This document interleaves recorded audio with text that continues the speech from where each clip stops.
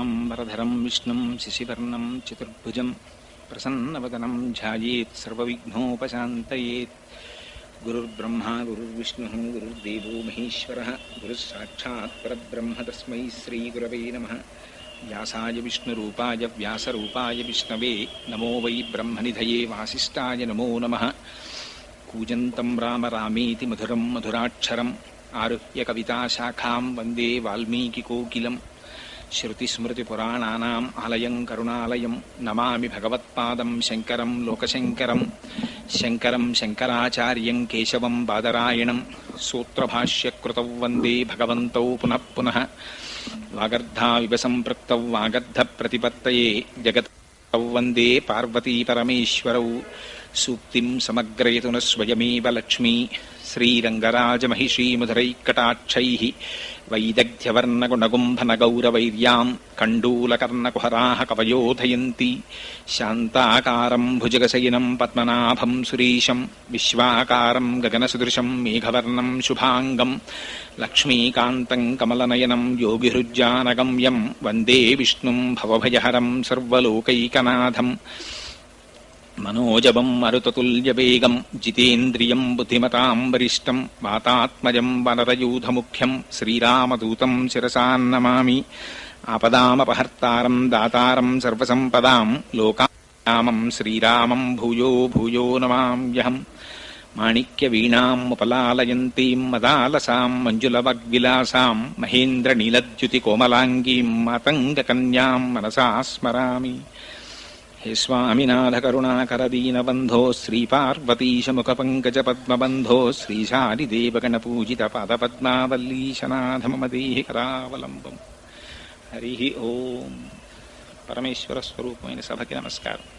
ఈనాడు సుబ్రహ్మణ్యేశ్వర స్వామి వారి యొక్క వైభవం గురించి 4 మాటలు చెప్పుకోవాలి అనేటటువంటి ఒక సత్సంకల్పం బ్రహ్మశ్రీ మోహన్ రావు గారి దంపతులకి కలగడం, దానికి ఆ వల్లీ దేవసేనా సమేత సుబ్రహ్మణ్యేశ్వర స్వామి వారి యొక్క అనుగ్రహము తోడై ఇవాళ అది 4 మాటలుగా వాచిక రూప కైంకర్యం చేసేటటువంటి అదృష్టం పరమేశ్వరుని యొక్క అనుగ్రహం చేత కలగడం నిజంగా సర్వేశ్వరుడి కృపకి తార్కాణం.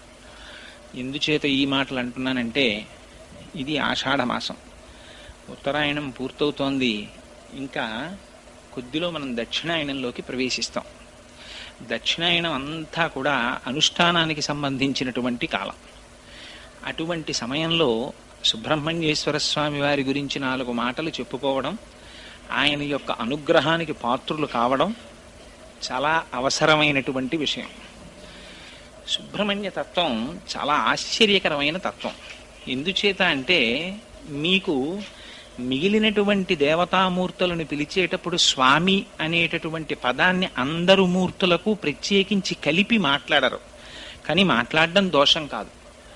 రామస్వామి అనం, సాధారణంగా రామచంద్రమూర్తి అంటాం.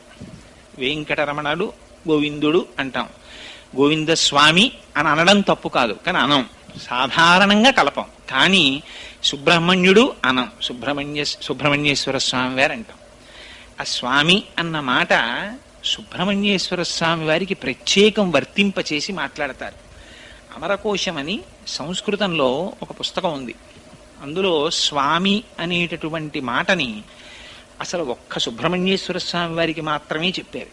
ఎందుచేత అంటే, ఆయన ఆ ధీర దేవసేన నాయక ఆ స్వామీ ప్రత్యేకించి గజముఖ అనుజ అని ఆ అమరకోశంలో ఆ స్వామి అన్న మాట సుబ్రహ్మణ్యేశ్వర స్వామి వారికి మాత్రమే ప్రత్యేకం చెందినది అని చెప్పారు. స్వామి అంటే సమస్తము తనది సొత్తుగా కలిగినటువంటి వాడు అని ఒక అర్థం. ఇప్పటికీ 7 కొండల మీద వెలిసినటువంటి వెంకటేశ్వర స్వామి వారిని సుబ్రహ్మణ్యేశ్వర స్వామి వారి యొక్క అవతారముగా కీర్తించి విశ్వసించేటటువంటి జనులు, భక్తులు చాలామంది ఉన్నారు. ఎందుచేత అంటే, వెంకటేశ్వర స్వామి అంటారంటే ఆయన విష్ణు స్వరూపం కదండి అని మీకు అనుమానం రావచ్చు. వెంకటేశ్వర స్వామి పరబ్రహ్మం, మీరు ఎలా కొలిస్తే అలా కనపడతారు ఆయన. పైగా అక్కడ కుమారధార అని ఒక ధార ఉంది. విశేషించి సుబ్రహ్మణ్యేశ్వర స్వామి వారు సాధారణంగా కొండల మీద వెలుస్తూ ఉంటారు. అక్కడ స్వామి కూడా 7 కొండల మీద ఉండడం అనేటటువంటిది ఒక ప్రత్యేకత. పైగా సుబ్రహ్మణ్యుడు కుండలినీ శక్తికి ప్రతీక. షట్చక్రముల యొక్క భేదనము జరిగిన తరువాత సహస్రారములో రమించేటటువంటి బ్రహ్మణ్య స్థితికి ఆ వెంకటేశ్వర స్వామి వారి యొక్క దర్శనం ఒక అపురూపమైనటువంటి సన్నివేశం. ఎందుచేత ఈ మాట అంటున్నానంటే, నేను ఒక చోట ఒక వ్యాఖ్యానంలో చదివాను. మనం వెంకటేశ్వర స్వామి వారి దర్శనానికి వెడతాం. మిగిలినటువంటి దేవతామూర్తుల దర్శనమునకు వెళ్ళినప్పుడు కలిగేటటువంటి అనుభూతి కన్నా వెంకటేశ్వర స్వామి వారి దర్శించేటప్పుడు అనుభూతి వేరు. దానికి పేరే ఆనంద నిలయం. లోపలికి వెళ్ళి దర్శనం చెయ్యగానే దివ్యమైనటువంటి ఆనందమునకు లోనైపోతారు. ఎందుచేత అంటే షట్చక్రభేదనము చేసిన తరువాత సహస్రారములో పరమశివ పర్యంక నిలయైనటువంటి పార్వతీదేవి దర్శనము లేదా ఆ పరబ్రహ్మ దర్శనము ఎంత గొప్పదో వెంకటాచలపతి దర్శనం అంత గొప్పది. అందుకని ఆ సుబ్రహ్మణ్యేశ్వర స్వామి వారి దర్శనమే వెంకటేశ్వర దర్శనముగా కీర్తించి పిలిచేవాళ్ళు ఉన్నారు. ఆయనకి కుమార అని పేరు. కుమారాయే బాల, అందుకని బాలాజీ అంటే కుమారస్వామి అని పిలిచేటటువంటి వాళ్ళు, కుమారస్వామిగా ఆరాధించేటటువంటి వాళ్ళు అనేక మంది భక్తులు ఉన్నారు. అయితే సుబ్రహ్మణ్యేశ్వర స్వామి వారి అవతారం చాలా ఆశ్చర్యకరమైనటువంటి అవతారం. మీకు ఆయన ఎంత ముగ్ధమోహనమైనటువంటి స్వరూపం అంటే, సాధారణంగా సుబ్రహ్మణ్యేశ్వర స్వామి వారి యొక్క చిత్తరువుని ఎవరైనా ఇలా చూశారనుకోండి, ఆయన మూర్తిని ముద్దులు మూట కట్టేస్తున్నాడండి అంటారు. ఎంత అందంగా ఉంటాడంటే ముమ్మూర్తుల వాళ్ళ అమ్మగారి పోలికే. అంటే మరో మాటలో చెప్పాలి అంటే పార్వతీదేవి పోలికే. అంత అందంగా ఉంటాడు ఆయన. మహానుభావుడు ఆ విభూతి రేఖలు పెట్టుకుని, ఆ కుంకుమ పెట్టుకుని, ఆ చేతిలో శక్తి శూలాన్ని పట్టుకుని నిలబడితే ఆ వల్లీ దేవసేన సహిత సుబ్రహ్మణ్యేశ్వర స్వామి వారి దర్శనము చేసినంత మాత్రం చేత మనస్సు లయమైపోతుంది. అయితే అనేకమైనటువంటి దేవతాంశములు జన్మించాయి. కానీ వీటికి లేనటువంటి చిత్రం అంతా సుబ్రహ్మణ్యేశ్వర స్వామి వారి అవతారం దగ్గర వచ్చింది. ఎందుచేత అంటే, మీరు ఏ గ్రంథం తీసుకోండి, పవిత్ర గ్రంథం శ్రీమద్ రామాయణం తీసుకోండి, బాలకాండలో సుబ్రహ్మణ్యేశ్వర స్వామి వారి అవతారం చెప్తారు. భారతం తీసుకోండి, సుబ్రహ్మణ్యేశ్వర స్వామి వారి గురించి చెప్తారు. వామన పురాణం తీసుకోండి, సుబ్రహ్మణ్యేశ్వర స్వామి వారి గురించి చెప్తారు. స్కాంద పురాణం కేవలం సుబ్రహ్మణ్యేశ్వర స్వామి వారి పేరు మీద వచ్చింది. అది పురాణాలన్నింటిలోకి పెద్ద పురాణం. మీరు కుమార సంభవం, కాళిదాస కృతం, ఎవరైనా సుబ్రహ్మణ్యేశ్వర స్వామి వారి గురించి చెప్తారు. ఇంకా చిత్రం ఏమిటంటే, అసలు శ్రీమద్ రామాయణాన్ని రచించినటువంటి వాల్మీకి మహర్షికి ఒక గొప్ప అలవాటు. ఆయన ఏ సర్గకి ఫలశ్రుతి చెప్పరు. ఈ సర్గ చదివితే ఇదిగో ఇది వస్తుంది అని ఎక్కడా ఉండదు. మీకు అంత శక్తివంతమైన సుందరకాండకి ఫలశ్రుతి చెప్పల వాల్మీకి మహర్షి. ఏ సర్గకైనా అందులో సీతాదేవి దర్శనం జరిగినటువంటి సర్గ పరమపావనమైనటువంటి సర్గ. అలాగే జయమంత్రం చెప్పినటువంటి సర్గ పరమపావనమైన సర్గ. మరి ఆ సర్గలలో వేటికైనా ఫలస్థుతి చెప్పారా వాల్మీకి మహర్షి? ఇవి జరిగితే ఇదిగో ఇది జరుగుతుంది అని ఎక్కడ చెప్పరు వాల్మీకి. అంతటి వాల్మీకి బాలకాండలో సుబ్రహ్మణ్యేశ్వర స్వామి వారి అవతార ఘట్టం దగ్గరికి వచ్చేటప్పటికే ఫలస్థుతి చెప్పారు. గంగావతరణానికి ఫలస్థుతి చెప్పారు. కొన్ని సర్గలకి మాత్రమే వేళ్ల మీద లెక్క పెట్టచ్చు, వాటికే చెప్పారు ఫలస్థుతి. అలా ఫలస్థుతి చెప్పబడినటువంటి పరమపావనమైనటువంటి గాథ సుబ్రహ్మణ్యేశ్వర స్వామి వారి అవతారం. అయితే అసలు ఆ అవతారం రావలసిన అవసరం ఏమిటి, ఎందుకు వచ్చింది అంటే, దానికి కొంచెం శివమహాపురాణంలో ప్రవేశించవలసిన అవసరం ఉంటుంది. ఎందుచేత అంటే, నేను ఇందాక మీకు మనవి చేసినట్టు అనేకమైనటువంటి గ్రంథాల్లో కుమార సంభవం గురించి, సుబ్రహ్మణ్యేశ్వర స్వామి వారి యొక్క అవతార విశేషాలని గురించి వర్ణన చేశారు. కొద్ది కొద్దిగా మార్పులు ఉంటాయి. అయితే విశేషించి రామాయణం బాలకాండలో చెప్పబడినటువంటి కుమార సంభవం సుబ్రహ్మణ్యేశ్వర స్వామి వారి అవతారం గురించి పూర్వకాలంలో ఒక అలవాటు ఉండేది. గర్భిణీ స్త్రీలు, అందులో అడ్వాన్స్డ్ స్టేజ్ ఆఫ్ ప్రెగ్నెన్సీ అంటాను చూసారా, ఒక 5 నెలలు దాటిపోయినటువంటి స్త్రీలు ప్రత్యేకం చెప్పించుకు వినేవారు ఈ 36, 37 సర్గాల్ని. ఎందుకని అంటే, అది విన్నట్టయితే దీర్ఘాయుష్మంతుడు, వీర్యవంతుడు, తేజోవంతుడు అయినటువంటి కుమారుడు జన్మిస్తాడని ఫలస్థుతి. దీర్ఘాయుష్మంతుడు లభిస్తాడు, పుత్రపౌత్రాభివృద్ధి కలుగుతుంది, స్కందలోకాన్ని పొందుతారు అని చెప్పారు. అందుకని ప్రత్యేకం చెప్పించుకునేవారు 36, 37 సర్గలకి వివరణ. అయితే అసలు సుబ్రహ్మణ్యేశ్వర స్వామి వారి అవతారం రావడానికి కావలసినటువంటి కారణాలని వాల్మీకి రామాయణంలో విశేషంగా వర్ణించలేదు. వర్ణించినది శివమహాపురాణంలో వర్ణించారు. అందుకని శివమహాపురాణంలోంచి క్లుప్తంగా మీకు ఆ కారణాన్ని వివరిస్తాను. పూర్వకాలంలో కశ్యప ప్రజాపతి దక్ష ప్రజాపతికి ఉన్నటువంటి 27 కుమార్తెలలో కొంతమంది కుమార్తెల్ని కశ్యప ప్రజాపతి వివాహం చేసుకున్నారు. ఆ చేసుకున్న వారిలో ఒకరి పేరు దితి. దితి అంటే ద్వైతాన్ని చూస్తుంది.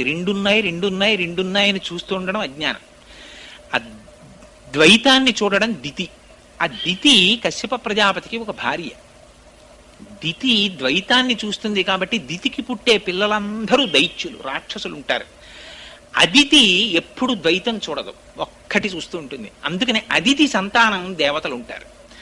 దితికి హిరణ్యాక్ష హిరణ్యకశిపులు జన్మించారు. నృసింహావతారంలో శ్రీ మహావిష్ణువు వాళ్ళని పరిమార్చారు. పరిమారిస్తే ఆవిడికి బాధ కలిగింది. భర్త అయినటువంటి కశ్యప ప్రజాపతిని వేడుకుంది.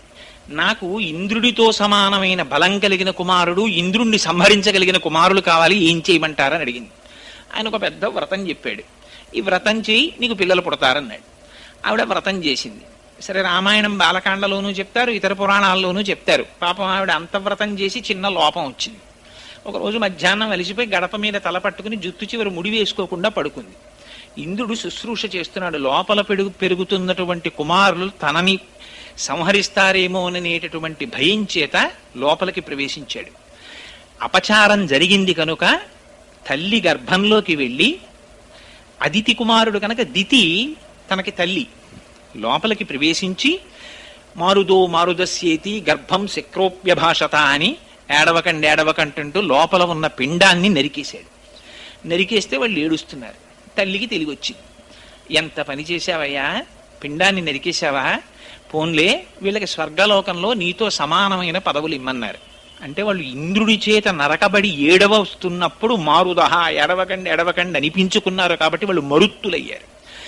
వాళ్ళు స్వర్గలోకానికి వెళ్ళారు. అక్కడ ఇంద్రుడితో సమాన స్థాయిని అనుభవించారు. అరేరే, నాకు ఇంద్రుడితో సమానమైన పిల్లలు ఇప్పుడు పుట్టలేదని ఆవిడ క్లేశం కలిగింది. మళ్ళీ కశ్యప ప్రజాపతిని అడిగింది.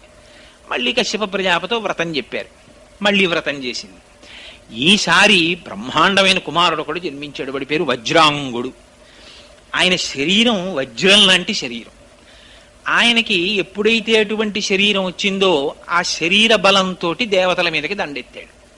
ఇంద్రుణ్ణి పరవీభ్రష్టుణ్ణి చేసి, ఇంతకుముందు మా అమ్మకు గర్భాంతర్గతమైనటువంటి పిండాన్ని నరికాడు కనుక ఇంద్రుణ్ణి ఖైదు చేస్తానని తీసుకొచ్చి కారాగారంలో పెట్టాడు. దేవతలకి నాయకుడు లేడు. ఆ సమయంలో పాపం చతుర్ముఖ బ్రహ్మగారు బయలుదేరి కశ్యప ప్రజాపతి దగ్గరికి వచ్చి కశ్యప ప్రజాపతిని తీసుకుని వజ్రాంగుడి దగ్గరికి వెళ్ళారు. నాయన, ఇంద్రుణ్ణి ఖైదు చేసేమిట్రా, తప్పు విడిచిపెట్టమన్నారు. వీడు పరమపాపాత్ముడు, మా తల్లి యొక్క గర్భాంతర్గతమైనటువంటి పిండాన్ని నరికేశాడు. అయినా మీరు పెద్దలు వచ్చి అడిగారు కనుక విడిచిపెట్టేస్తున్నాను. నాకేం స్వర్గలోకాన్ని భోగించాలని కోరిక లేదని విడిచిపెట్టి ఆయన ఒక విచిత్రమైన కోరిక కోరాడు వజ్రాంగుడు. జరిగిపోయింది, నాకు అపారమైనటువంటి సత్వగుణము కలిగేటట్టుగా అనుగ్రహించవలసింది అన్నాడు. బ్రహ్మగారు ఉపదేశం చేశారు. సత్వగుణం ఆవిర్భవించింది. పరమభక్తుడైపోయాడు. అయితే బ్రహ్మగారు అంతర్ధానం చెందే ముందు వరాంగి అనేటటువంటి ఒక స్త్రీని సృష్టించి ఈయనకి ఇచ్చారు.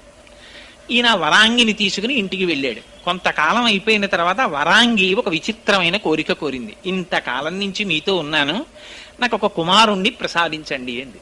తప్పకుండా ప్రసాదిస్తాను అన్నాడు. ఎటువంటి కుమారుడై ఉండాలి? వాడి చేష్టితముల చేత విష్ణువుకు బాధ కలగాలంది ఆవిడ కోరికది.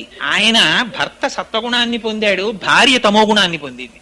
అరేరే, ఎంత మాట అడిగిందిరా, నేను ఇవాళ సత్వగుణంలో ఉన్నాను, ఇలాంటి కుమారుడు కావాలని అడిగిందని వెళ్ళి మళ్ళీ బ్రహ్మగారి గురించి తపస్సు చేశాడు. మళ్ళీ బ్రహ్మగారు ప్రత్యక్షమయ్యారు. ఏం కావాలన్నాడు. ఇదిగో ఎవ్వరి చేత ఓడింపబడినటువంటి కుమారుడు ఒకడు కావాలని అడిగాడు. తథాస్తు, జన్మిస్తాడన్నాడు ఆయన. వచ్చాడు, వీర్యాన్ని భార్య యందు నిక్షేపించాడు. అటువంటి కుమారుడే సంభవించాడు. ఆ కుమారుడు సంభవిస్తుండగానే దిక్కులన్నట అగ్నిహోత్రం పుట్టిందిట. భూమి మించి ధూళి పైకి రేగింది. సముద్రములు నదులు కల్లోలాన్ని పొందాయి. నక్కలు పెద్ద పెద్ద ఊళలు వేసే ఊళ్ళల్లోకి వచ్చి, కాకులు గ్రద్దలు నిష్కారణంగా అరుపులు మొదలెట్టాయి. గోవుల కన్నుల వెంట నీరు కారిందిట. వాటి పొదుగుల మీద రక్తం చిమ్మిందిట. కనపడకూడనటువంటి దుశ్శకునములన్నీ కనపడ్డాయి. ఆ సమయంలో కశ్యప ప్రజాపతి వచ్చి ఆ పిల్లవాడికి తారకుడు అని నామకరణం చేశాడు. ఈ తారకాసురుడు బ్రహ్మగారి గురించి తపస్సు చేశాడు. బ్రహ్మగారు ప్రత్యక్షమయ్యారు. చిత్రం ఏమిటంటే మీకు దేవతలు తపస్సు చేస్తారు, ఋషులు తపస్సు చేస్తారు, రాక్షసులు తపస్సు చేస్తారు. తేడా ఎక్కడుంటుందంటే రాక్షసులు చేసేటటువంటి తపస్సు దేహాన్ని సూషింప చేసేస్తారు వాళ్ళు. వాడు చేసిన తపస్సు మీరు శివమహాపురాణంలో చదివితే ఆశ్చర్యం వేస్తుంది. వాడు ఎటువంటి తపస్సు చేశాడో తెలుసా అండి? వాడు 1000 సంవత్సరములు పొగలోకి ముఖం పెట్టి తపస్సు చేశాడు, పొగ పీలుస్తూ. 2 నిమిషాలు మనం పొగలో మొహం పెట్టలేము. వాడు 1000 సంవత్సరాలు పొగలో మొహం పెట్టి తపస్సు చేశాడు. 1000 సంవత్సరాలు బొటనవేలు మీద నిలబడి తపస్సు చేశాడు. 1000 సంవత్సరాలు చెట్టుకొమ్మ మీద నిలబడి తపస్సు చేశాడు. 1000 సంవత్సరాలు అగ్నిహోత్రంలో నిలబడి తపస్సు చేశాడు. 1000 సంవత్సరాలు నీళ్లలో నిలబడి తపస్సు చేశాడు. 1000 సంవత్సరాలు కన్నార్పకుండా సూర్యుని చూస్తూ తపస్సు చేశాడు. ఎంత క్లేశ పెట్టాడో చూడండి శరీరాన్ని. తప్పించిపోయాడు బ్రహ్మగారి గురించి. ప్రత్యక్షమయ్యారు చతుర్ముఖ బ్రహ్మగారు. ఏమి నీ కోరిక అన్నారు. వాడు ఎంత చిత్రమైన కోరికలు కోరుతారో చూడండి. ఇంత తపస్సు చేసి రాక్షసులు వాడు అన్నాడు, బ్రహ్మగారు మీరు సృష్టి చేశారు కదా, మీ సృష్టిలో ఉన్నటువంటి వాడు ఎవ్వడూ నన్ను ఓడించకూడదు. 2, నేను నిర్జింపబడాలంటే పరమశివుని యొక్క వీర్యమునకు జన్మించినటువంటి వాడి చేత నేను సంహరింపబడాలి. నాకు ఈ వరం ఇమ్మన్నాడు. తథాస్తన్నాడు. ఆయన వెళ్ళిపోయారు. ఇక్కడ వచ్చింది పెద్ద చిక్కంతా. పరమశివుడికి వీర్యస్ఖలనం ఏమిటి అసలు? ఆయన మహానుభావుడు. ఆయనకి కామారి అని పేరు. మరి ఎంత గొప్ప తంటా తెచ్చిపెట్టాడో చూడండి. నిజంగా రాక్షసుడు వాడి లక్షణం ఏమిటంటే ఎవ్వరూ చెయ్యనివి పరమశివుడు 2 చేస్తాడు. ఆయన యమధర్మరాజుని తంతాడు ఎడంకాలితోటి. అందుకని శివానంద లహరిలో శంకరులు అంటారు, వక్షస్థాడనమంతకస్య కఠినాపస్మార సంవర్ధనం బుభృత్ పర్యటనం నమత్సురశిర కోటీర సంఘర్షణం కర్మేదం మృదులస్య తావక పదద్వంద్వస్య గౌరీపతే మచ్చేతోమణిపాదుకా విహరణం శంభో సదాంగీకురు అంటారు. ఎడంకాలతో తన్ని అవతల బారేశాడు యమధర్మరాజుని. చంద్రశేఖర చంద్రశేఖర చంద్రశేఖర పాహిమాం చంద్రశేఖర చంద్రశేఖర చంద్రశేఖర రక్షమాం అంటే మార్కండేయుడు. కామారి అయి ఆ మన్మధుడు వచ్చి బాణం వేస్తే 3వ కన్ను తెరిచి కాల్చవతల పారేశాడు. మనం పుట్టామంటే కారణం మన్మథ బాణాలు తల్లిదండ్రుల మీద పడ్డాయి. చనిపోయామంటే కారణం యమధర్మరాజు గారు పాశం వేసి తీసేశాడు. అందుకని పరమశివుడి పాదాలు పట్టుకుంటే ఏమవుతుంది? యముడి పాశం పడదు, మన్మథ బాణం తల్లిదండ్రుల మీద పడదు. అంటే ఏమవుతుంది? వాడు పునరావృత్తి రహిత శాశ్వత శివ సాయుధ్యమును పొందుతాడు. అందుకని ఆయన 3వ కంటి మంటకి కాముణ్ణి కాల్చేసిన వాడికి కామం ఏమిటి? ఆయనకి వీర్యస్ఖలనం ఏమిటి? అందుకని అది అవదు కాబట్టి వీడు చచ్చిపోవడానికి కావలసినటువంటి వాడు పుట్టడు. అది వాడి నమ్మకం. అందుకని పరమశివుడికి వీర్యము స్ఖలనమైతే ఆ వీర్యములోంచి ఉద్భవించిన వాడి చేత నా మరణమునకు హేతు అవుతుంది అన్నాడు బ్రహ్మగారు. తపస్సు ఇప్పుడు దేవతలకు ఉన్న గొప్ప లక్షణం ఏంటంటే తపస్సు చేసిన తర్వాత అక్కడ తర్కం చేయరు. తదాస్త అన్నాడు, వెళ్ళిపోయాడు. ఇహ తంటా ప్రారంభం. వాడు ఇంటికి వెళ్ళాడు. వచ్చేసింది వరం. వెంటనే వాళ్ళకి జ్ఞాపకం వచ్చేది ఎవరంటే పాపం ఇంద్రుడు గుర్తొస్తాడు. వీళ్ళు గబగబా వెళ్ళిపోయాడు. వెళ్ళిపోయి ఇంద్రుడిని పదవీ భ్రష్టుణ్ణి చేసేశాడు. చేసేయగానే ఇంకక్కడి నుంచి దేవతలందరూ ప్రతి పురాణంలో మనం చదివేటటువంటి విశేషమే అనేక కష్టాలు పడ్డారు. ఆ కష్టాలు పడి దేవతలందరూ కలిసి బ్రహ్మగారి సభకి వెళ్ళారు. అయ్యా ఎలాగయ్యా స్వామి, మాకు ఎలా? వీళ్ళేమనుకున్నారంటే దేవతలు పార్వతీదేవినిచ్చి వివాహం చేస్తే పార్వతీ పరమేశ్వరులు ఇద్దరు క్రీడిస్తే ఆ పార్వతీ పరమేశ్వరులు ఇద్దరికి కుమారుడు జన్మిస్తాడని వీళ్ళు అనుకున్నారు. అని పాపం వీళ్ళు ఎదురు చూస్తున్నారు.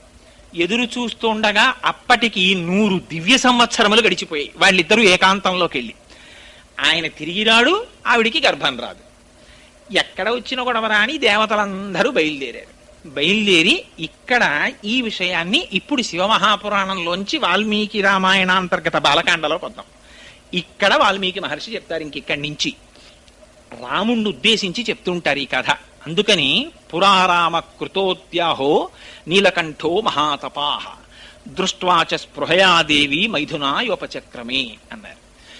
100 దివ్య సంవత్సరముల పాటు పరమశివుడు పార్వతీదేవితో క్రీడిస్తూ ఏకాంతమునందుండిపోతే దేవతలందరూ సమావేశం పెట్టుకున్నారట. వెర్రి వెర్రి ఆలోచనలు పుడుతుంటాయి ఒక్కొక్కసారి ఎంతటి వాళ్ళకి. వీళ్ళకి అక్కర్లేని సబ్జెక్టు. వీళ్ళకి ఏం ఆలోచన చేశారంటే దేవతలందరూ, రే పరమశివుడు అంటేనే దుర్నిరీక్షుడు కదా, ఆయనను అసలు దర్శనం చేయడమే చాలా కష్టం కదా భగవానుడిని. అసలు శాస్త్రం అలాగే మాట్లాడింది. ఎందుచేత అంటే పార్వతీదేవి దర్శనం చెయ్యాలంటేనే అమ్మవారి దర్శనం అంటే అమ్మవారి పాదమునకున్నటువంటి బొటనవేలి కాలి గోటు అని వీళ్ళందరూ బయలుదేరారు. బయలుదేరి కైలాస పర్వతం దగ్గరికి వెళ్ళి పెద్ద ప్రార్థన మొదలెట్టారు. దేవదేవ మహాదేవ సర్వలోక హితేరత నలోకాధారయిష్యంతి తవ తేజ సురోత్తమా అని. అయ్యో స్వామి పరమేశ్వర, నువ్వు సర్వలోకములను కాపాడవలసినటువంటి వాడివి. నీకు రేతోస్ఖలనమైతే దాన్ని పార్వతీదేవి సహించలేదు. పార్వతీదేవి ఏమిటయ్యా, ప్రపంచంలో ఎవ్వరూ సహించలేరు దాన్ని. అందుకుని నీ యొక్క వీర్యము నీ యందే ఉంచుకో, ఆ రేతస్సు స్ఖలనము కాకుండా చూడు అని అడిగారు. అడిగితే లోపల భార్యతో సంగమిస్తున్నటువంటి పరమేశ్వరుడు బయటికి వచ్చాడు. కుమార సంభవం మనకు అనేక రహస్యాలు చెప్తుంది. ఇప్పటికీ కూడా దేవీ భాగవతంలో చెప్తారు, శ్రాంతే భీతే త్యక్స్తనాస్త్రే పతితే బాలకేస్తథా. కొన్ని నియమాలున్నాయి. ఆ నియమాలున్నటువంటి వాళ్ళని ఎట్టి పరిస్థితులలోనూ కూడా ఎంత పని ఉన్నప్పటికీ బయటికి పిలవడానికి వీల్లేదు. వాళ్ళని అటువంటి కార్యక్రమంలో, అనగా ఏ తపస్సు చేసుకుంటున్న వాళ్ళని లేదా మైథునంలో ఉన్నటువంటి వాళ్ళని బయటికి పిలవడం కానీ వాళ్ళ ఏకాంతాన్ని భంగం చేయడం కానీ చెయ్యకూడదు. వీళ్ళు వెళ్ళి పెద్ద ప్రార్థన మొదలెట్టారు. ఆయనకి భక్తవశంకరుడు అని బిరుదు పరమేశ్వరుడికి. ఇది పరమశివుని యొక్క గొప్పతనం అంటే. అటువంటి సమయంలో మహాయోగి అయినటువంటి పరమశివుడు భార్యా సంగమాన్ని విరమించి, అరేరే పిల్లలు ఎక్కడో పెద్ద కేకలు వేస్తున్నారు నా కోసమని, ఆ మాట వేయడంలో చూడండి వాల్మీకి మహర్షి ఏం మాట వేశారో చూడండి. పురారామ కృతోద్యాహో నీలకంఠో మహాతపాహ. నీలకంఠుడని పిలిచారు ఆయన్ని. ఇంకో మాట పెట్టి పిలవకూడదా? నీలకంఠుడని పిలవడం ఎందుకు అంటే, హాలాహల భక్షణం చేయవలసి వచ్చినప్పుడు ఆయన మాట చెప్పాడు. పరహితము చేయునెవ్వడు పరమహితుండగును భూత పంచకమునకున్ పరహితమి పరమధర్మము పరహితునకు నిదురు లేదు పర్వేందుముఖి. ఈ భూత పంచకానికి ఎవరు ఉపకారం చేస్తారో వాళ్ళు అంతటి చేత ఉపకారం చేయబడతారు. అందుచేత నేను ఈ హలాహలాన్ని బుచ్చేసుకుంటానన్నాడు పరమశివుడు. ఆయన అంతటి మహాత్యాగి. ఆయనకి బిరుదు కూడా భక్తవశంకరుడు. భక్తులు ఆర్తి కౌశలమనగా పిలిస్తే చాలు దర్భను శిష్యుడు ఎంతవరకు అవసరమో అంతవరకు మాత్రమే కోయుట. కాబట్టి పరమ జాగ్రత్తని నేర్పుట అంటే లోకమంతటిని ఈశ్వరుడిగా ఉపాసన చేయడం, నిష్కారణంగా తనకు అవసరం లేని దాని జోలికి తాను వెళ్లకుండా ఉండుట. దీని శాస్త్రం అంది ఈశ్వరుణ్ణి చేరుకోవడానికి ఎక్కవలసినటువంటి మెట్లలో అపరిగ్రహము అన్న మాటతో నీకు అక్కరలేనిది ఏదైనా సరే నీవు ముట్టరాదు. నీకు మడిబట్టతో పూజ చేసుకోవడానికి ఒక నూలు వస్త్రంతో నువ్వు చెయ్యగలిగినప్పుడు కోటి పట్టు పురుగుల్ని చంపే పట్టు పంచతో నీవు చేయాలి. అపరిగ్రహము అనవసరముగా సృష్టిలో దేనిని తీసుకొనకుండా ఉండుట. ఈ బుద్ధిని ఎవరు నేర్పుతారో తెలుసండి? కౌశలాన్ని గురువు నేర్పుతారు. అందుకే దర్భల పొయ్యడంతో మొదలు గురువు గారి దగ్గర. అంతటి మహాపురుషుడు గురువు శిష్యుడికి ఎలా నేర్పాడో ఉపాసన అంత అందంగా వీడి ఖాతాలో పడిపోయి ఉన్నటువంటి కొన్ని కోట్ల జన్మల నుంచి చేసిన పాపపుణ్యములన్న పర్వతములను కాశీలో అడుగు పెట్టగానే వీడు కోటేశ్వరరావు, వీడికి ఏముంది పాపం, ఏముంది పుణ్యం, ఏమిటి వీడి గత జన్మ? ఓ ఆవు, అంతకుముందు ఓ కుక్క, అంతకుముందు ఓ నక్క, అంతకుముందు ఓ పంది. వీడి ఖాతాలో ఎంత ఉన్నది పాప పుణ్యములు? బయట భక్తులు ఒక్కసారి అనంతముగా పడిపోయింది రాశి. ఈశ్వరుడు ఏం చేస్తాడో తెలుసండి? ఆయన మీకు మొన్న రోజున శివశబ్దం గురించి చెప్పాను. స్వతంత్రుడు, ఇలా ఎందుకు చేశావని అడగగలిగిన మొనగాడు లేడు. కేవలము ఆ పట్టణములో అడుగు పెట్టినంత మాత్రం చేత కౌశలమున ఒడిసి కర్షణ కావించి సుడియ చేయ. మీరు చేసిన కర్మల రూపములో నేను చేస్తున్నానని చేయడం వల్ల మిమ్మల్ని బంధించడానికి ఏర్పడినటువంటి పాపపుణ్యములను ఉత్తర క్షణమునందు కాశీ పట్టణమునందు అడుగు పెట్టగానే ధ్వంసం ఇంకా పాప ఆయన అప్పు తీసుకున్నాడు, ఏదో అనారోగ్యం పాలైపోయాడు, అప్పు తీర్చలేమోనని బెంగెత్తుకుంటున్నాడు. ఉదారుడై అప్పిచ్చిన ఆయన వెళ్ళన్నాడు, ఏమయ్యా నువ్వు ఎటువంటి వాడివో నాకు తెలుసు, నువ్వు చాలా మంచివాడి, నీ కర్మకాలి తీసుకున్న అప్పు తీర్చలేని స్థితి, చాలా ఇబ్బందిలో ఉన్నావు, ఇంకా నువ్వు నా అప్పు తీర్చక్కర్లేదనడానికి ఏం చేస్తున్నానో తెలుసా? అమ్మో రేపు పొద్దున మీ అబ్బాయి అడిగితే, లేకపోతే మీ బుద్ధి మారి మళ్ళీ అడిగితే అనుకుంటావేమో, ఇదిగో ప్రోనోట్ అని ఆయన ఎదురుగుండానే ప్రోనోట్ ఇప్పించాడు. మంచంలో పడున్నవాడు గభాలు లేచాడు, అమ్మాయి వాడండి అంటే వాడండి అప్పు పుచ్చుకున్నానని రాసినటువంటి ప్రోనోటు చింపడం చింపినటువంటి వ్యక్తికి కారుణ్యము తప్ప అక్కడ ఉందండి సీతమ్మ, ఇంకొకటి లేదు. ఆఖరణ హనుమంతుడికి చోటు మాట్లాడారు. ఆరోగ్యంతో మళ్ళీ తిరిగితే చాలు, పోలేదు పోతే పోయిందో లక్ష రూపాయలు చింపేశారంతే ప్రోనోటు. ఒక్కళ్ళే భరించగలిగిన డబ్బు తంది, నువ్వు ఎందుకు పోలీస్ స్టేషన్ లో కేసు ఎక్కడ, నా డబ్బు నా ఇష్టం, బిరుదుంది అన్నిటికీ కదా. సుందరకాండలో రామాయణంలో వాల్మీకి మహర్షి ఒక గొప్ప బిరుదులు ఇచ్చారు. వాడు కాశీలోకి వచ్చాడా, నేను చెప్పాను కాశీలోకి వచ్చి చింపేస్తాను. అదేంటంటే కాశీలోకి వచ్చి అది మొదటి పట్టణం సృష్టి చేశాను. అది సృష్టి చేసినప్పుడు నేను ప్రతిజ్ఞ చేశాను, ఎవడిక్కడికి వస్తున్నాడో వాడి పాపములను ధ్వంసం చేసేస్తానని చెప్పాను. చేసేస్తానంతే, ఇది అనుమానమా? అందుకే కాశీలో ఉన్నాడు అనుకోండి, కర్మ చేయడా చేస్తాడు, కానీ పాపం లేదు పుణ్యం లేదు, వాడికి ఏ జ్ఞానం పశువుగా ఉండనివ్వండి. అందుకే చచ్చిపోతే కాశీ వెళ్ళి చచ్చిపోయేటప్పటికి కూడా ఏమీ ఉండదు. అటువంటి తల్లి కదా, ఎందుకు ఉండదు అంటే అదో చిత్రమైనటువంటి స్థితి కాశీపట్టణం చూపించి, ఎప్పుడు చేసినటువంటి పాపం అప్పుడే పోతుంది. యదహ్నాత్ కురుతే పాపం తదహ్నాత్ ప్రతిముచ్యతే, యద్రాత్ర్యాత్ కురుతే పాపం తద్రాత్ర్యాత్ ప్రతిముచ్యతే అని సంధ్యావందనంలో చెప్పినట్టు ఎప్పటి పాపం అప్పుడే. వాడు ఊపిరి వదులుదామనే వాటికి వాడికి పాపం లేదు పుణ్యం లేదు, ఇప్పుడు వాడు ఏం చేయాలి? మోక్షం. మహర్షి ఇది కౌశలమునా, ఇది ఈశ్వర ప్రతిజ్ఞ. అందుకే మన వాళ్ళు సంసార బాధ్యతలు తీరిపోతే కాశీకి వెళ్ళిన వాడు కాటికి వెళ్ళినట్టే. అంటే శరీరం అక్కడ వదిలేయడానికి వెళ్ళిపోయేవారు. ఇంకా మళ్ళీ మనకి ఇలాంటి అవకాశం వస్తుంది ఏమిట్రా, ఎందుకు వచ్చింది, ఇదే ఆఖరి జన్మ, ప్రయత్నపూర్వకంగా పొందడం కష్టం. కాశీ వెళ్ళి చచ్చిపోతే దరిద్రం వెళ్ళిపోయింది. కాబట్టి కడు అసత్కర్మములనెల్ల కౌశలమున ఒడిసి కర్షణ కావించి సుడియ చేయ కాశీయను పేరు చెందివి ఖ్యాతమయ్యే 5 క్రోసుల బరగున అయ్య భవ భూమి.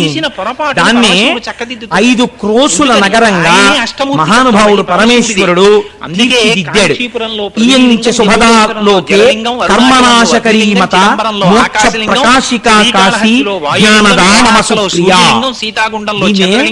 మూలంలో అందమైన మాటతో వ్యాఖ్యానం చేశారు. ఈయంచ శుభదాలోకే, ఆయన పేరే శివ. శివ అంటే శుభమును చేయువాడు. ఇటువంటి శుభం చేస్తున్నాడు. ఇవాళ జ్ఞానమిచ్చి శుభం చేస్తున్నాడు. ఏమా జ్ఞానము ఎలా విడుతుంది మీరు చూద్దురు గాని కాశీపట్నం గురించి. కర్మనాశకరీమత, అక్కడ చేసినటువంటి కర్మలన్నీ, కర్మల వలన జన్మించినటువంటి పాపపుణ్యములన్నీ దగ్ధమవుతున్నాయి. మోక్ష ప్రకాశిక కాశీ, మోక్షములు ప్రకాశింపచేసినది కనుక కాశీ. జ్ఞానదామమ సుప్రియ, అది జ్ఞానమిచ్చేటటువంటి క్షేత్రము కనుక అది నాకు అత్యంత ప్రియమైనటువంటి పట్టణం. ఇప్పుడు ఈ 5 క్రోసుల కాశీ పట్టణాన్ని దయచేసి పరమాత్మ అన్నారు, పరమశివుడు ఇక్కడ తపించండి అంటే మహానుభావుడు శ్రీహరి కూర్చుని అక్కడ తపస్సు ప్రారంభం చెప్పడంలో ఆయన తపస్సు ఎంత గొప్ప తపస్సు చేశారంటే, ఆయన తపస్సు చేస్తున్నప్పుడు ఆయన శరీరమునకు పట్టినటువంటి చెమట కూడా నీటితో నిండిపోయింది. ఒక్క కాశీ మాత్రమే ఉంది. ఈ చెమట ఆకాశంలో నది కింద ప్రవహించి వెళ్ళిపోతుంటే ఎంత పని చేశారా మీరు. ఆయన బహిర్ముఖుడయ్యాడు తపస్సులో. గొప్ప ఇలా చూశాడు. భర్తనుకుంటుంది. ఇప్పుడు అక్కడ కూడా వెళ్ళిపోతున్నాయి నీళ్లు. ఇదేంటి, నేను తపస్సు ప్రారంభించినప్పుడు ఇక్కడ చూశాను నీళ్లు, ఇప్పుడు ఇలా కూడా వెళుతున్నాయి నీళ్లు. నీళ్లు ఎప్పుడు ఇలాగే వెళ్ళావు కదా, ఇలా వెడుతూ ఇలా నిక్షేపిస్తాడు. వచ్చేసవి ఏం చేశారు, అలా కిందకొస్తున్నటువంటి నీళ్ల వంక చూసి ఆశ్చర్యపోతున్నాడు. తాను కూర్చున్నటువంటి కాశీ పట్టణాన్ని ముంచెత్తేస్తోంది. శ్రీ మహావిష్ణువు యొక్క శరీరము నుండి పుట్టినటువంటి తపము యొక్క వ్యగ్రత చేత కలిగినటువంటి జలధార మళ్ళీ కాశీ పట్టణం నీటితో నిండిపోయింది. ఇప్పుడు శంకరుడు చేశారు. కాశీ పట్టణం విష్ణువు యొక్క తపము వలన కలిగిన జలధారల యందు మునిగిపోతోందని తన త్రిశూలము చేత పట్టి ఇప్పుడు దానికి త్రిశూల స్పర్శ పైకెత్తి ఇలా పెట్టేటప్పటికి ఈ నీళ్లలోంచి భూమి పైకి వస్తూ కనపడి భూమి పైకి అని ఆయన ఇలా కిందకి చూశాడు. ఆశ్చర్యంతో ఇలా అండంలో చెవికి పెట్టుకున్నటువంటి ఒక ఊడిఠాంగున నీళ్లలో పడిపోయింది. 33 కోట్లు. అది ఎక్కడ పడిందో అదే మణికర్ణికా తీర్థం. ఒక్క సుబ్రహ్మణ్యేశ్వర స్వామి వారి అవతారం దగ్గరికి వచ్చేటప్పటికి పిలుస్తుంటాం. అది మణికర్ణికా ఘాట్. దేవతల సంఖ్య అక్కడ పైకెత్తాడు పరమాత్మ, త్రిశూలం మీద పైకెత్తి ప్రతిజ్ఞ చేశాడు, ఇప్పటి వరకు ఈ పట్టణాన్ని మాత్రమే సృష్టించాను, ఇప్పుడు చెప్తున్నాను లయం జరిగిపోయినప్పుడు లోకాలు ప్రళయ జలముల యందు ఈ లోకమంతా మునిగిపోతుంది. కానీ ఈ కాశీ నా త్రిశూలం పైన నించుంది కాబట్టి ఈ ఒక్క పట్టణం మాత్రం ఇది అలాగే ఉంది. అందులో వావివరసలు లేకుండా ఉంటాయి. కాశీకి లయం లేదు. తండ్రి గారు పట్టణమే ఎంత గొప్ప పట్టణమో చూడండి, వారణాసి పట్టణం పరిపాలిస్తాడు. ఆ తండ్రికి దేవతల అప్పుడు ఆయన రాజులు మహానుభావుడు యోగ నిద్రలోకి వెళ్ళాడు. అప్పుడు ఆయన నాభిలోంచి ఒక కమలం ఆవిర్భవించింది. ఆ కమలంలోంచి చతుర్ముఖ బ్రహ్మ గారు వచ్చారు. ఆ చతుర్ముఖ బ్రహ్మ గారు వేదాన్ని ఆధారంగా చేసుకుని ఈ సమస్త సృష్టిని చెయ్యడం ప్రారంభించారు. ప్రారంభమైన భూమి పరమశివుని యొక్క త్రిశూలం మీద పైకెత్తబడిన భూమి వారణాసి. ఇంకొక మాట, శ్రీ మహావిష్ణువు యొక్క కపోధాల యందు మునిగి పల్లి పైకి తేలిన భూమి వారణాసి. వారణాసి అనబడేటటువంటి 2 నదుల సంగమ క్షేత్రము వారణాసి అని శంకరుడి యొక్క జటాజూటం మీద పడి అక్కడి నుంచి కిందకి ప్రవహించి వచ్చినటువంటి గంగానదీ చేత ఉడిపిడితో ప్రవహించినటువంటి భూమి వారణాసి.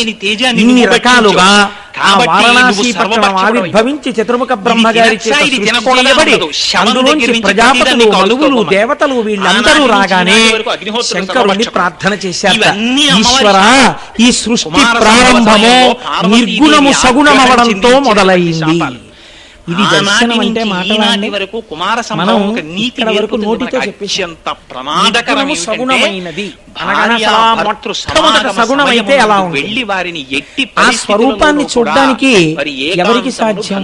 ఒక్క శ్రీ మహావిష్ణువే చూశారు, ఇంకెవ్వరు చూసినటువంటి పూర్వం సృష్టి కార్యం. ఆ తర్వాత మీరేవో మూర్తుల్ని చూస్తున్నారు. దాని గురించి నేను మహానుభావుడు శంకరుడు కైలాస శంకరుడు కావడి శంకరుడిగా వచ్చాడు కనుక అలా వచ్చినటువంటి ఆ అర్ధనారీశ్వర స్వరూపం ఎలా ఉంటుందో ఆయన దర్శనం చేశారు శంకరాచార్యుల వారు.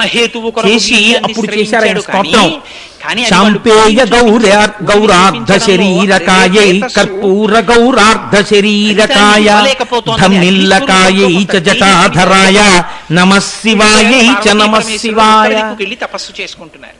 కస్తూరికా కుంకుమ చర్చితాయై చితారజ పుంజి విచర్చితాయ కృతస్మరాయై కృతస్మరాయ నమః శివాయై చ నమః శివాయ అని ఒక పక్క ఎర్రగా ఉన్న అమ్మవారు, ఒక పక్క తెల్లగా ఉన్న పరమశివుడు, ఒక పక్క విభూతి చేత అలంకరింపబడిన శంకరుడు, ఒకవైపు కస్తూరి తిలకంతో ఉన్న అమ్మవారు, ఇద్దరితో కూడినటువంటి ఆ అర్ధనారీశ్వర స్వరూపాన్ని నమః శివాయై చ నమః శివాయ అంటూ శంకరాచార్యుల వారు దర్శనం చేసి స్తోత్రం చేశారు మహానుభావుడు.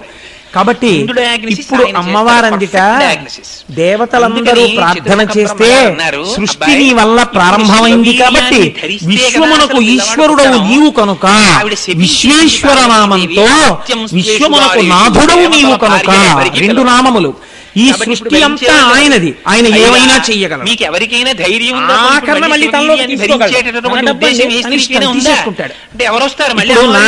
డబ్బండి 2 జేబులు చొక్కా ఓటు పక్క పెట్టుకున్నాను 10,000 రూపాయలు అలా వెళ్ళిపోతాడు. కాసేపటికి నా పుర్రెలో ఏదో బుద్ధి ఉంటుంది, ఈ 1000 రూపాయలు తీసి 1000 రూపాయలు ఇటు ఎట్టుకున్నాను. అదేమిటండి కుడి జేబులో తీసి ఎడం జేబులో పెట్టుకున్నాను తప్పు కదా అని మీరు అంటారు. నా ఇష్టమయ్యా రాకపోవచ్చు. ఇక్కడ తీసుకెళ్ళి గంగలో నా ఇంట్లోనే తిందామని నేను ఎక్కడి నుంచో శ్రీకాకుళం జిల్లా వెళ్ళి మంచి మంచి పెద్ద పెద్ద జీడిపప్పుల ప్యాకెట్ తోటి తెచ్చుకున్నాను. పాయసంలో వండుదామే అయిపోయింది. కాసేపు అయింది, నాకే కోరిక పుట్టింది. అందుకని తీసుకువెళ్ళి ఏదో రమణ మహర్షి గురించి చదివాను. పాపం 4 చీమలు తింటాయి అని 5 జీడిపప్పులు తీసి చీమలకు చూడండి. అందుకే అదేంటే అక్కడి నుంచి తెచ్చి జీడిపప్పు చీమలకేసావు, నా ఇష్టం, నాకు చీమలకి పెట్టాలనిపించిందండి పెట్టాను. ఈయన వెళ్ళి కాబట్టి తనదైన వస్తువును తనలోకి ఎవడు తీసుకోగలరో వాడికి లయపాలని మీరు చాలా జాగ్రత్తగా గుర్తుపెట్టాలి. అందుకే అమరకోశం ఈశ్వర శబ్దాన్ని శివుడికి వాడింది. తనది కాని వస్తువు తనలోకి ఎలా తీసుకుంటాడు? ఎవడు సృష్టికి హేతువో వాడే తనలోకి తీసుకుంటున్నాడు. కాబట్టి విశ్వమునకు ఈశ్వరుడు నువ్వు అనుగ్రహించడానికి వెళ్ళిపోవడానికి మధ్యలో ఉండడం స్థితికాల లక్షణం. ఆ మాటలు కాబట్టి ఉండడం కూడా ఆయన అనుగ్రహం. మూడు మూర్తులకు మూడు లోకములకు మూడు కాలములకు మూలమగుచు వేదమగుచు తుది కభేదమయ్యొప్పారు బ్రహ్మమనగ నీవి పాలనయనా అన్నారు పోతన గారు. కాబట్టి ఇప్పుడు సృష్టికర్త స్థితికర్త ప్రళయకర్త ఆయన. అటువంటి శంకరుడు ఈ సృష్టికంతటికి ఈశ్వరుడై ఉన్నాడు కనుక విశ్వేశ్వరుడై ఉన్నాడు. కాదు, నాథ శబ్దము భర్తని సూచిస్తుంది. భర్త అంటే ఆయనకే చెందినవాడను భావన. తేజస్వి, వీర్యవంతుడు, తెలివైనవాడు. వ్యక్తిని భర్త అని పిలవాలంటే 6 లక్షణాలు ఉండాలి అని చెప్పింది శాస్త్రం. ఆయనకే చెందినదానను, ఆయన చేతనే భోగింపబడుట, ఆయన చేతనే రక్షింపబడుట, సర్వ కార్యక్రమములు ఆయన యొక్క ప్రీతి కొరకు, ఆయన యొక్క అభ్యున్నత కొరకు చేయుట, ఆయనతో కలసి ఉండుట మాత్రమే సుఖముగా భావించుట, ఆయన నుంచి విడువడుటయే తన దుఃఖమని భావన చేయుట. ఈ 6 ఏ స్త్రీకి ఏ పురుషుడి పట్ల ఉంటాయో ఆ స్త్రీకి ఆ పురుషుడు భర్త. పెట్టుకుంటే ఇప్పుడు ఈశ్వరుడితో మీరు ఈ భావన పెంచుకుని ఈశ్వరుడితో కలుస్తున్నారు కాబట్టి నది సముద్రంలో కలిసినట్టు అందరూ ఆయనలోకే కలవాలి. కలవకుండా ఎవరైనా మిగిలిపోతే చిట్ట చివర ఒరే మీరు నన్ను పొందలేరు, నేనే మిమ్మల్ని పొందేస్తానని మైనం ముద్ద నల్లపూసల మధ్యలో దొల్లి తనకు అంటించుకున్నట్టు మహాప్రలయంలో తానే అందరినీ దాని యందు కూడా వెళ్ళేటప్పుడు. కనుక ఇప్పుడు ఏమైంది? ఆయన విశ్వనాథుడు, ఈయన విశ్వేశ్వరుడు. ఒక్క శబ్దమే, ఒక్క పరమాత్మ వచ్చిన తరువాత ఒకటి నీకు అన్ని ఇవ్వగలదు, సృష్టి చేయగలదు, స్థితి చేయగలదు, లయం చేయగలదు. ఇంకొకటి మీరు ప్రయత్నపూర్వకముగా చేరవలసినది, దాని కొరకు మాత్రమే ఉపాసన. ఈశ్వరుడి కొరకు ఉపాసన, ఇంకొక దాని కొరకు ఉపాసన అన్నమాట లోకంలో లేదు. కాబట్టి ఇప్పుడు ఆయన విశ్వనాథుడు. ఆయన అక్కడ శివలింగ రూపంలో విశ్వేశ్వరలింగంగా విశ్వనాథలింగంగా కాశీపట్టణంలో ఆవిర్భవించారు. ఇప్పుడు ఆయన అలా అవతరిస్తే అమ్మవారంట, అమ్మవారే కదండి మహాకారుణ్యమూర్తి. ఆయనకంతా తొందర, సృష్టి అంటే చేసేశారు. ఇప్పుడు సృష్టికి హేతువుని చూపించారు, అంతమంది బిడ్డలు పుట్టేశారు. ఇప్పుడు వీళ్ళందరూ ముందు పుట్టగానే దేనికి ఏడుస్తారు? ఈయన గౌరవం నిలబెట్టద్దు. చూడండి, మహా సంతోషం ఉన్నటువంటి వ్యక్తి, ఎవరి మాట కాదనలేనివాడు, అందరికీ మాట ఇచ్చేస్తాడు. అయ్యో మీ ఇంట్లో ఉపనయనం అంటే తప్పకుండా వచ్చేస్తాను రేపు పొద్దున్న. ఇంకోళ్ళు వచ్చి పిలుస్తారు, పెళ్లి కొడుకుని చేస్తాను, తప్పకుండా వస్తానండి మీ ఇంటికి. ఇంకోళ్ళు వచ్చి అయ్యా మా ఇంట్లో ఏదో రేపు పొద్దున్న గుమ్మం ఎత్తుతున్నారండి, మీరు ఒక్కసారి వస్తే తప్పకుండా వచ్చేస్తానండి. ఇంతలో గోపాలకృష్ణ గారు వచ్చి నీ మొహం ఇచ్చాము సాయంత్రం ఉపన్యాసానికి వచ్చేస్తానండి 6:30కి. కాబట్టి అన్నింటికీ వచ్చేస్తానంటే అప్పుడు ఇవన్నీ ఎవరు వింటుంటారు? వంటింట్లో ఆవిడ విని రేపు పొద్దున్న 6ంటికి పలహారం చేసేయండి అంటే మీరు వెనక్కి ఇంటికి రావడానికి టైం ఎక్కడుంది? ఎన్నింటికి ఇచ్చేసారు దానకర్మలు? కాబట్టి ఆఖరి మజిలీ తర్వాత నల్ల ఆఫీస్ వదిలి మీ ఆఫీస్కి మీరు పోతారు. 6ంటికి పెట్టేస్తాను, ఏం చేస్తా ప్రారంభం 4:30కి లేచి పలహారం చేస్తాను, నైవేద్యం పెట్టి మహామంత్రం సుబ్రహ్మణ్యేశ్వర స్వామి తాను పరమజ్ఞాని. ఆయన గబగబా సృష్టి సృష్టి నిలబెట్టడానికి అన్నం ఎవరు పెట్టాలి? వైష్ణవి ఆవిడే, నారాయణి ఆవిడే. కాబట్టి ఇప్పుడు ఆవిడట అడిగితే పెట్టింది అమ్మ ఎందుకు అవుతుంది? ఏడవగానే పెట్టింది అమ్మ అవుతుంది కదండి. నాన్నకి ఏడిస్తే తెలుస్తుంది, ఎలా ఏడుస్తున్నా అంటే అమ్మ అలా కాదు. అమ్మ నాన్నగారితో కలిసి తీర్థయాత్రకి వెళ్ళిన బిడ్డలకు తెలుస్తుంది విషయం. పిల్లాడికి పాపం పొద్దున్న 8ంటికి ఏదో తినేసి స్కూల్కి వెళ్ళిపోవడం అలవాటు, 9 ఆకలాడిపోతున్నాడు ఏదైనా పెట్టించండి అంటే తండ్రికి అప్పటివరకు ఏం తెలియదు. అటుగుళ్ళు కూడా చూసొచ్చాడు. అమ్మ కడుపు కడుగుతుంది. కాబట్టి ఇప్పుడు ఆవిడ ఎలా వచ్చిందో తెలుసా అండి? అన్నపూర్ణగా వచ్చింది. నేను ఈయన చేత సృష్టింపబడిన ఈ సమస్త లోకానికి అన్నం పెడతానో తెలుసా? తరగనటువంటి పాత్ర పట్టుకుని పాయసాన్ని కోరికలు కూడా తీర్చేయడానికి మణిగణ ఖచ్చితమైన తెడ్డుతో ఇలా పట్టుకుని ఉంటా. అమ్మా అన్నమే పాపం, అమ్మా అనేటప్పటికీ అయిపోయింది, వడ్డించేసాను వంట అంటుందమ్మ. సాధారణంగా మీరు పీపుని పట్టి పసిగట్టేస్తున్నాడు. 5 నిమిషాల తక్కువ అయిపోయింది అనుకోండి, పిల్ల అమ్మ అందనుకోండి, అయిపోయింది, క్యారేజీ సదనం అయిపోయింది, వచ్చి తినేస్తే చాలు, పల్లెల్లో సర్దేశాను, పల్లెల్లో కలిపేశాను, కూర లెమ్మంటే లేవు, 7:15కి లేస్తావు. లేచింది ఆలస్యంగా పిల్ల, దానికోసం పప్పు అన్నం కూడా కలిపి పెట్టేది అమ్మ. కంగారు పడుతూ చెమటలు కక్కుతూ. ఈయనేమో పూజ సంధ్యావందనం, అక్కడ కూర్చుంటాడు, ఫోన్లు వచ్చేవాళ్ళు వెళ్ళేవాళ్ళు, పిల్ల 7:15కి లేస్తుంది, తాపత్రయం అంతా సూర్యునకు నిర్వహణ కోసమని అన్నం పట్టుకుని వచ్చింది కారుణ్యమూర్తి అయి మా అమ్మ. అమ్మ ఆవిర్భావం చూడండి ఎంత గొప్ప క్షేత్రమో ఆ కాశీ.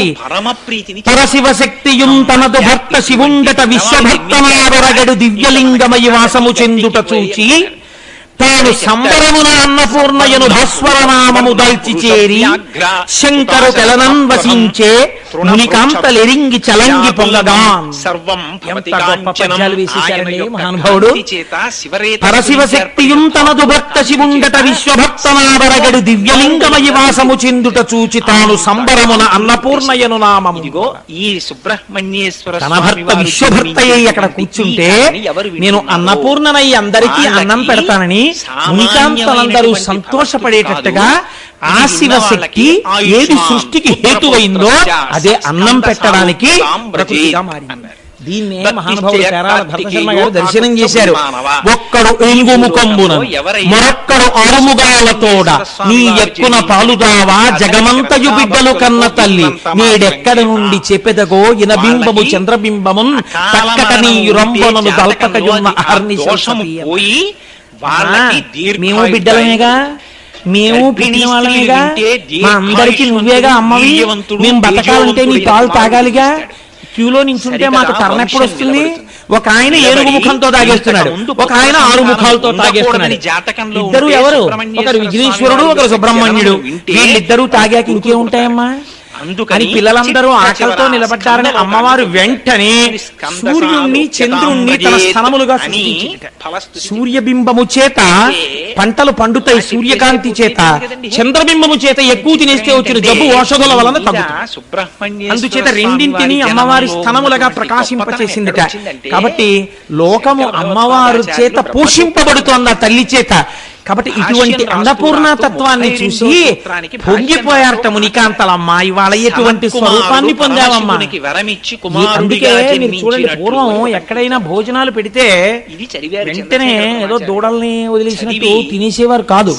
ఒక్కసారి కూర్చుని నిత్యానందకరి వరాభయకరి సౌందర్య రత్నాకరి నిర్ధూత కిల ఘోర పావనకరి ప్రత్యక్ష మాహేశ్వరి ప్రాళేయాచల వంశ పావనకరి కాశీ పురాధీశ్వరి భిక్షాం దేహి కృపావలంబనకరి మాతా అన్నపూర్ణేశ్వరి అనేవారు.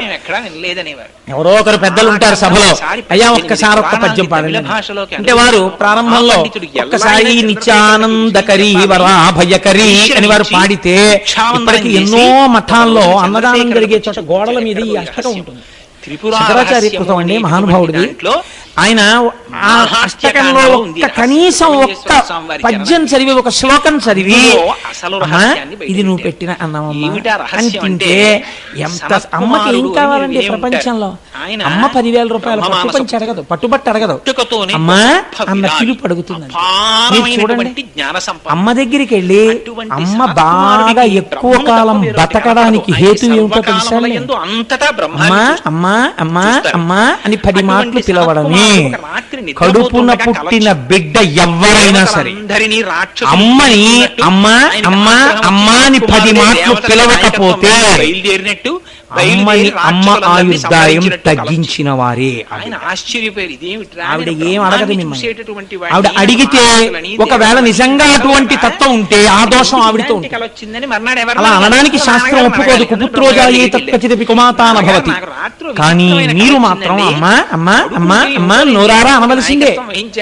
ఆ మాట అమ్మ ఆయుర్దాయాన్ని పెంచుతుందండి. అంత బిజీ డాక్టర్ ఐవీరావు గారు తెల్లవారు గట్ట వాళ్ళ అమ్మగారి దగ్గరికి వెళ్ళి మంచం మీద కూర్చుని అమ్మా లేచావా, అమ్మ తిన్నావా, ఇవాళ బూర్లు వండారమ్మా తిను అంటే ఏం తింటాను రా, షుగరు అంటే నేను ఉండగా నీకేంటమ్మా, తినే 2 బూర్లు ఇంజక్షన్ చేసేస్తాను. రావు గారి మాటలకి బతికారు వాళ్ళ అమ్మగారు చాలా కాలం. అది సంస్కారం అంటే. కాబట్టి అమ్మా అని అనగలగాలి. శరీరము అన్నది ఆ తల్లి శార్వాణి నీకు అన్నం పెడుతోంది, పంట పండిస్తోంది. నా స్వామి అనుగ్రహం చేత అగ్నిహోత్రుడు పాచకుడై నీకు అన్నం వండాడు. నువ్వు తినేటప్పుడు ఒక్కసారి అన్నపూర్ణ అనకుండా తింటే నువ్వు కృతజ్ఞుడవైపోయావు. ఈ మాట చెప్పడానికి కూడా భయం వేస్తుంది. ఎందుకంటే పూర్వం అంతా ఇలా చెప్పకుండా తినొచ్చేస్తూ ఉంటుంటాం. ఒక్కొక్క రోజున వచ్చిన కూడా వచ్చేసి మళ్ళీ సభ చెప్పాలంటే కొంచెం భయంగా ఉంటుంటుంది. కాబట్టి మనం ఇదొక మంచి అలవాటు చేసుకుంటే మళ్ళీ మన పూర్వ వైభవం వస్తుంది. ఏది లేకపోయినా కృతజ్ఞత మీరు ఒక అలవాటు చేయండి.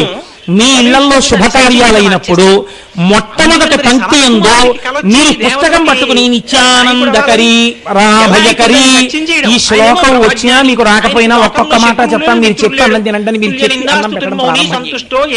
లోకంలో అనావృష్టి లేకుండా అందరికీ అన్నపానాలు. అన్నపూర్ణ అమ్మవారు వచ్చి 10 మందికి అన్నం పెట్టడానికి అక్కడ వెలిసింది. ఇంకా గంగ అంటారా? గంగ గంగే భవాంగ పతితంతోజం పవిత్రమితి పస్పృశు అన్నారు వాల్మీకి మహర్షి రామాయణంలో. శంకరుడు యొక్క శరీరమును తాకి కింద పడింది కాబట్టి గంగకంత పవిత్రత వచ్చింది. ఎదర మీరు గంగావతరణం ఓ రోజున వింటారు. మొట్టమొదట గంగ అవతరించినప్పుడు అందులో స్నానం చెయ్యలేక నీళ్లు తీసి చల్లుకోగానే పాపాత్ములు స్నానాలు చేయడానికి కిందకు వచ్చారు. ఇది పెద్ద సెటింగ్ సర్వీస్ కింద తిరిగింది. కాబట్టి అటువంటి గంగ వారణాసి పట్టణంలో ప్రవహిస్తోంది. మీరు ఒక్కటి చూడండి, మనం ఒక మాట అంటుంటాం కాశీ గంగ అంటాం. ఎవరైనా గంగ పట్టుకొచ్చారనుకోండి, ఏంటండి ఇది అని అడిగారు అనుకోండి, కాశీ గంగ చెంబు. ఏమంటే కాశీ గంగ ఎందుకు తేవాలి? హరిద్వార్లో గంగ లేదా? ఋషికేశ్లో గంగ లేదా? లేకపోతే ఇంకా మీరు పైకెడితే కేదార్నాథ్ అక్కడ కూడా గంగ ఉంది కదా. ఆ గంగని పిలవకుండా మీరు కాశీ గంగ తెచ్చాము కాశీ గంగ అన్న మాట ఎందుకంటారు? దానికి ఏమైనా శాస్త్రంలో మర్యాద ఉందా?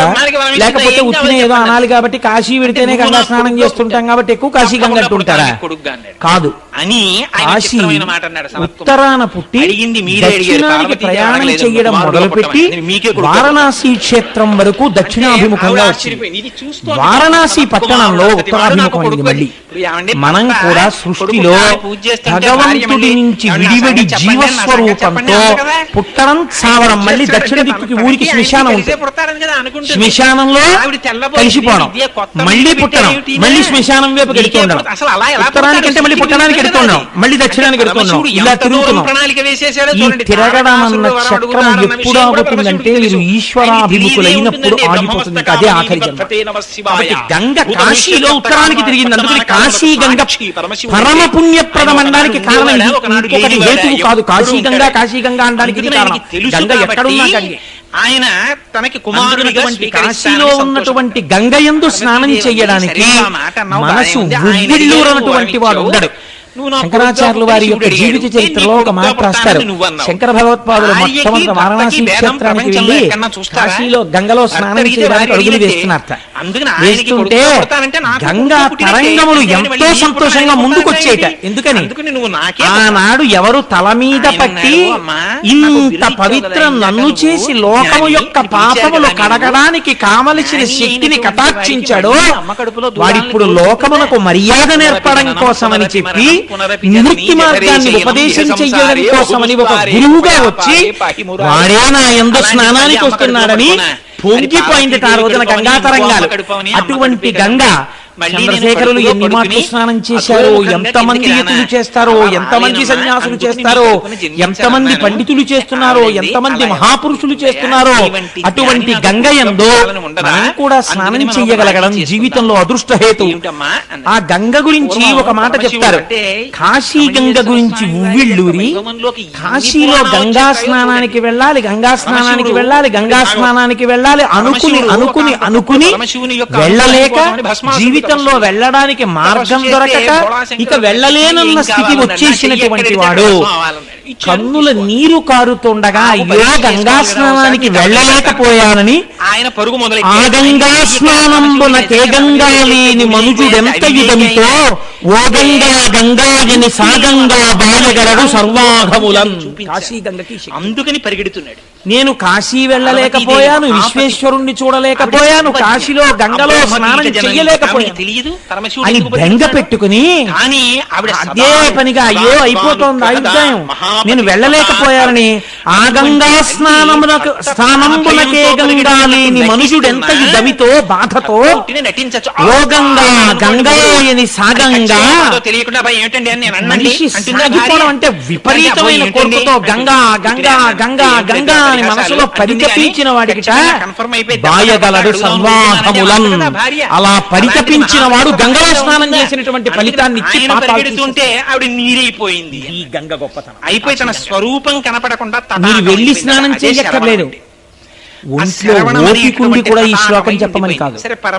ఏ కారణం చేతనో కాశీ వెళ్ళలేకపోయి ఇక ఈ శరీరముతో నేను కాశీ వెళ్ళలేననేటటువంటి స్థితి అనుకోకుండా ఏర్పడిపోవడానికి పరితపించిన వాడికి గంగా స్నాన ఫలితం ఇచ్చి పాపాలు తీస్తారని కాపాడుకుంటారు. మీకు ఇంకో చిత్రం తెలుసా అండి? పోతన గారు భాగవతంలో చెప్పారు. పరీక్షిత్ గంగా ఒడ్డున ప్రాయోపవేశం చేసినప్పుడు గంగ దగ్గరికి వెళ్ళి ఇలా నిలబడగానే అమ్మా గంగా స్నానానికి వచ్చానమ్మా అంటే చాలట, అమ్మా నీలో మునక వేద్దాం వచ్చానమ్మా అంటేట అమ్మా అని పిలిచిన నరు పొమ్మా అని ముక్కి కడకు గుర్తు లెమ్మా నీ రూపముతో రమ్మా నాకు గంగ రమ్యతరంగా. పోతన గారు నాకు ప్రయోపవేశం చేసే ముందు అమ్మా అని పిలిచిన నిన్ను పిలిచిన నరు పొమ్మా అని ముక్తి కడకు గంగ దగ్గరికి అందుకే గంగమ్మ గంగమ్మ అంటారు. మీరు చూడండి కృష్ణమ్మ గోదావరమ్మ నర్మదమ్మ అలా గంగమ్మ గంగమ్మ గంగమ్మ వచ్చిందండి గంగమ్మ ముంచెత్తిందండి. సీతాదేవి అంతటిది గంగానది దాటే ముందు మొక్కుకుంది అట్నుంచి క్షేమంగా తిరిగి వచ్చాక కళ్ళు కొడవలిస్తానని. కాబట్టి ఆ గంగమ్మ అమ్మ అమ్మ అంటే గంగకి చెల్లింది. పాపం అమ్మ భరించాలి గంగ భరించాలి. కాబట్టి గంగ ఉన్నదే అమ్మా అని పిలిచిన నరు ఎంతటి పాపాత్ముడైనా సరేట నమ్మి అమ్మా నువ్వు నన్ను రక్షించగలవమ్మా అని అమ్మా అంటే చాలట పొమ్మా అని ముక్తి కడకు బుద్ధి పాపాలు తీసేస్తాను. హాయిగా ఇలా మనకేస్తే చాలు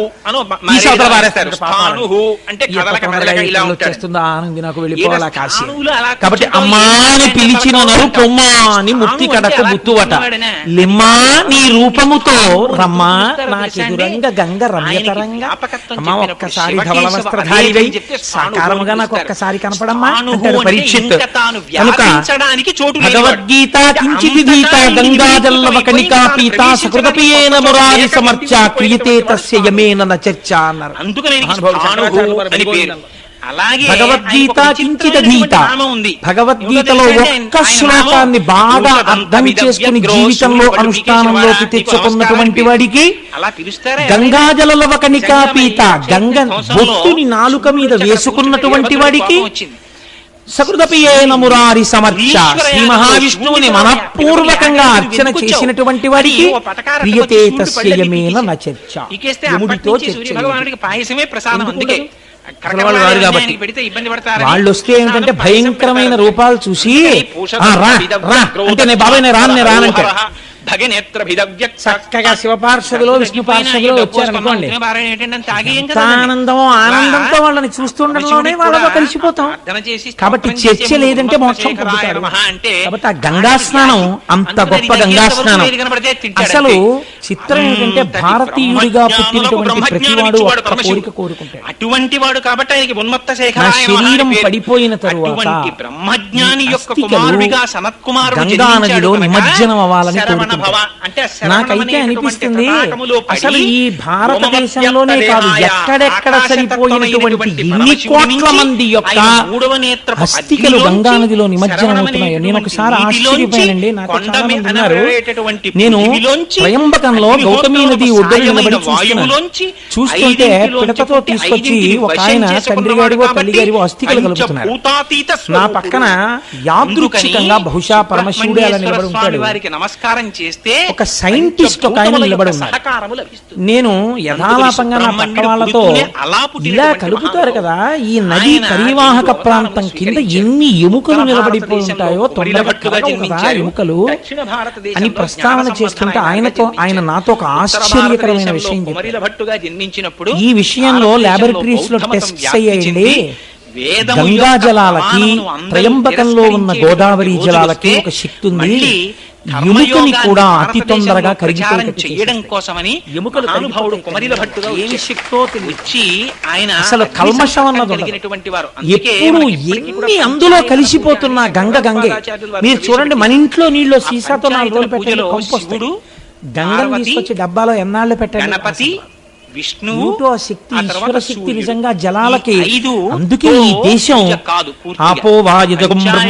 నీటిని బ్రహ్మంగా పూజ చేసిందండి. 5 మూర్తులకు ఇప్పుడు వచ్చిన అగ్ని కార్యం చేసి ఎప్పటి నుంచో నీటిని పరబ్రహ్మంగా ఉపాసన చేసింది ఈ లోకం.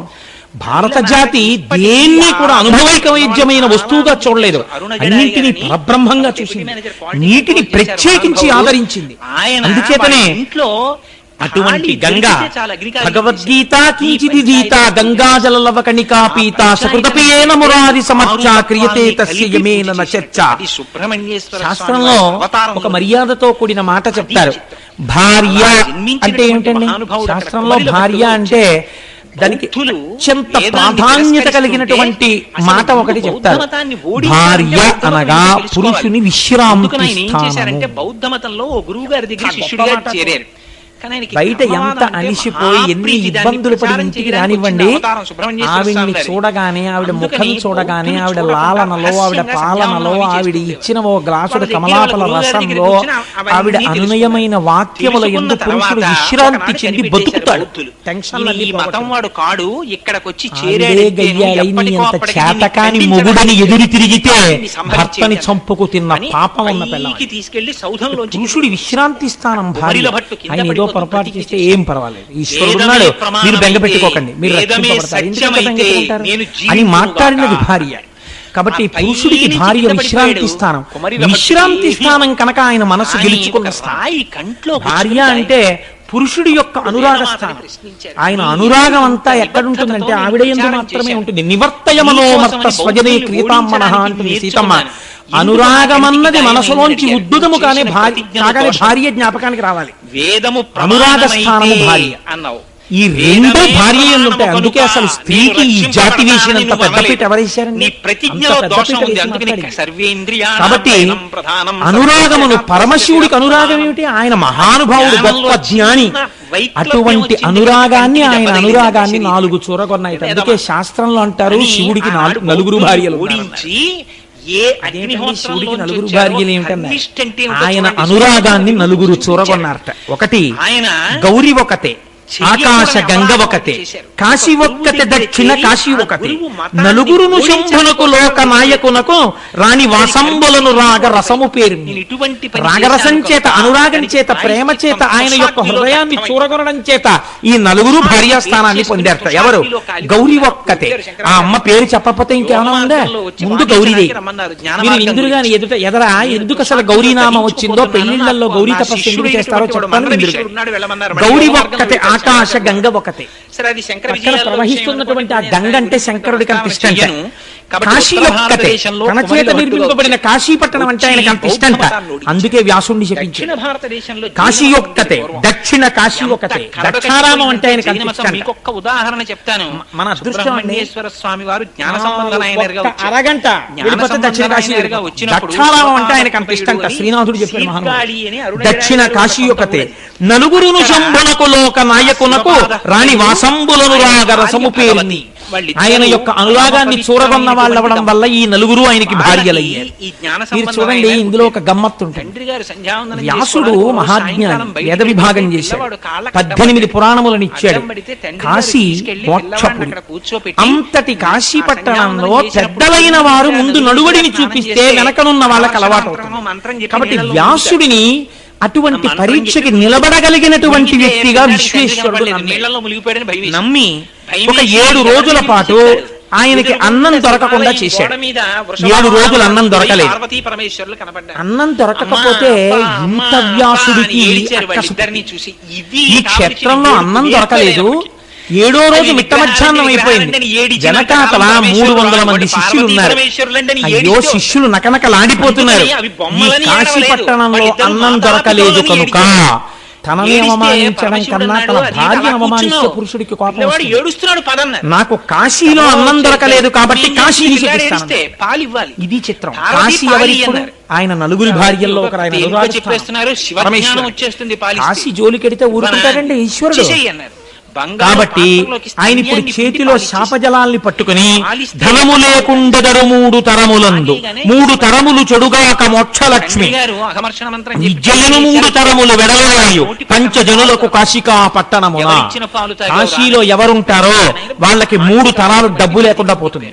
కాశీలో 3 తరాల వరకు మోక్షం రాకుండా పోతుంది. కాశీలో 3 తరాల వరకు విద్య లేకుండా పోతుంది. కాశీలో ఉన్న వాళ్ళకి, కాశీలో ఉన్న వాళ్ళు ఎవరైనా సరే ఇదే గతి పడతాడు. అప్పుడు ఏమవుతుంది? కాశీలో ఉన్న వాళ్ళు, కాశీ అంటే పవిత్రస్థానం అండి, అటువంటి కాశీ నిర్జనం అయిపోతుంది. ఇటువంటి శాపాన్ని ఇవ్వబోయాడు. చేతిలోకి నీళ్లు పట్టుకున్నాడు. ఇప్పటికీ దేవాలయాలు తమిళనాడులో ఉన్నాయండి. అందులోంచి ఒక 50 సంవత్సరాల స్త్రీ పసుపచ్చటి ముఖంతో విజయవాడ కనకదుర్గం ఎలా ఉంటుందో అలా ఇంత బొట్టు పెట్టుకుని ఇలా చెయ్యెత్తేటప్పటికి చేతుల గాజులు కనకనలాడుతుండగా పారాణి పెట్టుకున్న పాదాలతో పసుపచ్చటి పట్టు చీర కట్టుకుని బయటికి వచ్చి పక్కనే ఉన్నటువంటి వేరొక యవ్వనంలో ఉన్న చెలికెత్తె మీద భుజం మీద చెయ్యి వేసి ఒక్కతే పరపురుషుడితో మాట్లాడకూడదు కనుక ఆవిడంది నోరు తెరిచి, భిక్ష లేదని ఇంత కోపింతురయ్యా, కాశికా పట్టణము మీద కనినేయ. కనినేయ అంటే కన్యకు పుట్టినవాడు, సత్యవతీదేవి కుమారుడు. కాశికా పట్టణము మీద కనికేయ, కారణ జన్ముడివి, నీకు ఇంత కోపమా అన్నం పుట్టలేదని? నీ మనశుద్ధి తెలియంగా నీలకంఠుడు ఇంత చేసను కాక కూడేమి బ్రాత్. నీ మనశుద్ధిని లోకానికి తెలియజేయడం కోసమని నీలకంఠుడి పరీక్ష పెట్టాడు. తట్టుకోలేకపోగా కాశీ పట్టణాన్ని శిపిద్దాం అనుకుంటున్నావా? ఎంత అమాయకుడివయ్యా వ్యాసుడా నువ్వు! శ్రీ విశాలాక్షి బంగారు త్రెడ్డునందు అమృత పాయసమసగున భ్యాగతులకు కాశికాపురి మధ్యాహ్న కాలమనగా వినియు నెరుగవే ఆతిథ్య వెళలందు. ఏం వినరా వ్యాసా నువ్వు?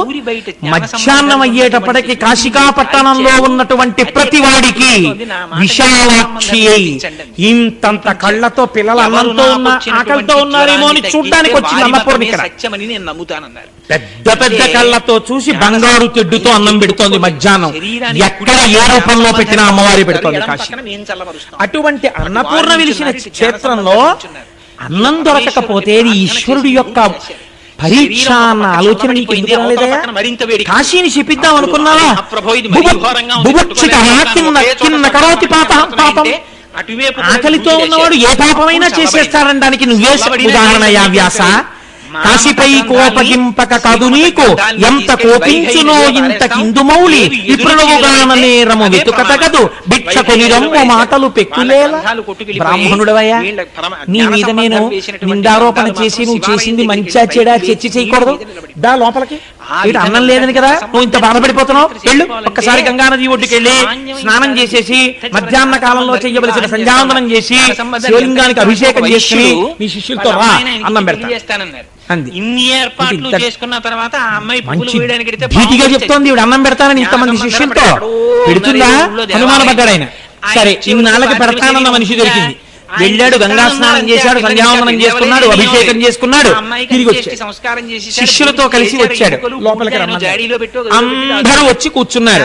పాత్రలు పెట్టారు, అన్ని పాత్రలు పెట్టేశారు. పరిశేచనానికి నీ చేతిలో ఔపోసం నీళ్లు పోసేస్తున్నారు. ఆ పిల్లని బతికించి చూస్తా ఉన్నారు జైలు. అంటే పరమశివుణ్ణి స్తోత్రం చేశారు. స్తోత్రం చేస్తే జాడీలో ఉన్నటువంటి బూడిదలోంచి సప్తధాతువులు పుట్టి అస్థిపంజర నిర్మాణం జరిగి అందులోంచి 8 సంవత్సరాల ఆడపిల్ల బయటికి వచ్చింది. ఆనాడు వేసుకున్న కంకణములు ఉంగరములతో పైకొచ్చింది. యథార్థంగా జరిగాయండి ఇవన్నీ. ఇవన్నీ పుక్కిట పురాణాలు నేను సొంతంగా చెప్తున్నాను అనుకుంటున్నారేమో. ఇవి ఎప్పటివో కావు, కేవలం కొన్ని వందల సంవత్సరాల క్రితం జరిగిన యథార్థాలు ఇవన్నీ. జరిగితే అప్పుడు ఆ పిల్లని వివాహం చేసుకోమన్నారు. ఆ అమ్మాయికి పునర్జన్మనిచ్చాను కాబట్టి నేను తండ్రిని, నేను వివాహం చేసుకోనన్నారు. అది ఆయన ధర్మం అంటే. చేసుకోనని వెళ్ళిపోతే చిట్ట చివరికి ఒకరు అమ్మాయిని తీసుకొచ్చారు, ఆయనకి వివాహం చేశారు. చెయ్యగానే ఆయన స్తోత్రం చేశారు. ఆయన సుబ్రహ్మణ్యావతారం. అది ఎప్పుడూ బ్రహ్మణ్యమే. అది ఊర్ధ్వరేతస్కుడై బ్రహ్మజ్ఞాని అయి బ్రహ్మమై ఉంటారు ఆయనకి సంసారంతో సంబంధం ఏమిటి? అందుకని ఆ భార్యని బంధువులు అందరినీ తీసుకుని శివాలయానికి వెళ్ళారు. సర్వేశ్వర, నీ పాదముల యొక్క అమృతమునందు మునకలు వేసిన నాకు సంసార లంపటమా, నాకు వద్దు తండ్రి, నీలో కలిపేసుకోమని అడిగారు. బ్రహ్మాండమైన జ్యోతి స్తంభం ఏర్పడి ఆ రోజున జ్ఞాన సంబంధర్పాడినటువంటి పత్తికానికి బంధువులందరితో సహా మోక్షానికి తీసుకెళ్ళిపోయారు పరమశివుడు. అంత గొప్ప స్థితిని పొందారు. అందుకని దక్షిణ భారతదేశంలో జ్ఞాన సంబంధర్గా వచ్చారు. ఉత్తర భారతదేశంలో ఆయనే అదేంటి అక్కడ ఆ తుషాగ్నిలో ప్రవేశించినటువంటి మహానుభావుడిగా అక్కడ వచ్చారు. అందుచేత రెండు రకాలుగా అవతల బౌద్ధ మతాన్ని, యువతల జైన మతాన్ని, రెండు మతాల్ని ఓడించి మళ్ళీ వేదము యొక్క ప్రమాణమును నిలబెట్టినటువంటి అవతారం సుబ్రహ్మణ్య అవతారం. అటువంటి అవతారం మళ్ళీ ఈ మధ్య కాలంలో వచ్చింది. ఎప్పుడు వచ్చిందో తెలుసా అండి? భగవాన్ రమణులుగా వచ్చింది. ఆయన అరుణాచల పర్వత శిఖరాలకి ప్రదక్షిణం చేస్తుంటే సప్తమాతృకలు కృత్తికల రూపంలో వచ్చి ఆయన్ని లోపలికి తీసుకెళ్లి భోజనం పెట్టి పంపించాయి రమణ మహర్షిని. అందుకే షణ్ముఖుడికి 6 ముఖాలు. 6 ముఖాలు ఎందుకో తెలుసా అండి? ఫిజికల్గా నిజంగా 6 ముఖాలా అండి అని కాదు. 6 ముఖాలు దేనికి సంకేతం అంటే షడూర్ములకు సంకేతం. ఈ షడూర్ములు ఎవరికి ఉంటాయో తెలుసా? మనందరికీ ఉంటాయి. అవే ఆకలి, దప్పిక, జరా, మోహము, జననము, మరణము. ఈ 6 కొట్టుకుంటూ ఉంటాం. ఇంకేమీ ఉండదు. నిజంగా లోపలికి వెళ్ళి చూస్తే ఉండేది ఏమిట్రా అంటే ఆకలి వేస్తూ ఉంటుంది, మళ్ళీ తింటూ ఉంటాడు, తగ్గిపోతూ ఉంటుంది. దప్పిక, దాహం వేస్తూ ఉంటుంది, తాగుతూ ఉంటాడు, తగ్గుతూ ఉంటుంది, మళ్ళీ దాహం వేస్తుంటుంది. జర, వద్దన్నా వృద్ధాప్యం వచ్చేస్తూ ఉంటుంది. మోహం, ఎక్కడ లేని జ్ఞానం వీడికి, అన్నీ నావే అనుకుంటుంటాడు, దాచుకుంటుంటాడు. ఆఖరికి కల్లరి బొమ్మయో కాయంబు నొల్ల అద్దె కొంపల పోలువా భోగమొల్ల కొని తెచ్చు పీడలవు కొంపల నొల్ల ఇంటి దొంగల బోలు కొడుకుల నొల్ల ఎందుకీ భాగ్యంబులెందుకీ బ్రతుకు ముందు చావుండంగ మురియంగనగునే అంటారు. అలాగా స్వామి నీ పాదాలు చాలు, మాకు ఎందుకు ఇవన్నీ ఉండేవా, ఏడిచేవా, మా వెంట వచ్చేవా అని ఎవరంటారు? ఎవరో భక్తి కలిగిన వాళ్ళు అంటారు. మిగిలిన వాళ్ళందరం ఈ ఆకలి, దప్పిక, శోకము, మోహము, జర, మరణము ఈ 6 తిరుగుతూ ఉంటారు. కానీ ఎవరు సుబ్రహ్మణ్యేశ్వర స్వామి వారి పాదములు పట్టుకుంటున్నారో అటువంటి వారిని ఈ షడూర్ముల నుంచి ఉద్ధరిస్తాడు ఆయన. అందుకని ఆయనకి షడాననుడు, 6 ముఖములతో ఉంటారు. సుబ్రహ్మణ్యేశ్వర స్వామి వారు నెమలి మీద కూర్చుంటారు. ఈ నెమలి ఎక్కడిదో తెలుసా అండి? గరుత్మంతుడు ఆయనకి పట్టాభిషేకం జరుగుతున్నప్పుడు ఇచ్చారు, తర్వాత తారకాసుర సంహారం చేశారు. ఏమంటే నెమలి మీద కూర్చోవడం ఏమిటి? అంటే కూర్చోడానికి ఓ సింహాసనం లేదా? అంత పార్వతీ పరమేశ్వరుల పుత్రుడు ఇప్పుడు ఏమీ లేనట్టు నెమలి మీద కూర్చోవడం ఏమిటి? ఆ నెమలి ఏం నడుస్తుంది, ఈయనేం కూర్చుంటారు, ఎందుకు ఈ అల్లరంతా అంటే నెమలి ఒక గొప్ప విచిత్రం. పైగా మీరు సుబ్రహ్మణ్యేశ్వర స్వామి వారి మూర్తిని చూడండి, ఎద్దులు మూట కట్టేస్తుంది. చేతిలో ఇలా శక్తి ఆయుధాన్ని పట్టుకుని ఉంటారు, ఒక శూలం పట్టుకుని ఇలా విభూతి రేఖలు పెట్టుకుని చేతిలో ఒక ధ్వజం ఉంటుంది, పతాకం, దాని మీద కోడిపుంజోటు ఉంటుంది, కుక్కుట ధ్వజం ఉంటుంది. ఆయన కూర్చునేదో నెమలి మీద కూర్చుంటారు. ఆ నెమలి కాళ్ళ కింద పాము తిరుగుతుంటుంది. మళ్ళీ ఇవన్నీ విచిత్రాలు కావండి. ఎక్కడా లేని ఏమిటో కోడిపుంజు ఏమిటి, కూర్చోడానికి ఓ నెమలి ఏమిటి, నెమలి కాళ్ళ కింద పాము ఏమిటి, ఈయన 6 ముఖాలు ఏమిటి, వల్లీదేవసేన భార్యలేమిటి, ఏమిటి అల్లరంతా అంటే అందులోనే ఒక గొప్ప రహస్యం. ఆయనకి విశాఖుడు అని పేరు. విశాఖపట్టణానికి పేరు ఎందుకో తెలుసా అండి? విశాఖుడు అన్న పేరు వల్ల వచ్చింది. విశాఖుడు అన్న నామానికి అర్థం ఏమిటో తెలుసా? విశాఖుడు అంటే పరమశివుడికి ఇందాక చెప్పానే స్థాణుహు అని పేరు.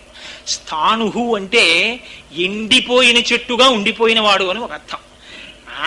అలా ఉన్న పరమశివుణ్ణి అమ్మవారు విడిచిపెట్టదు. అపర్ణ అని అమ్మవారికి పేరు. అపర్ణ అంటే ఆకులు కూడా తినకుండా తపస్సు చేసిందని ఒక అర్థం.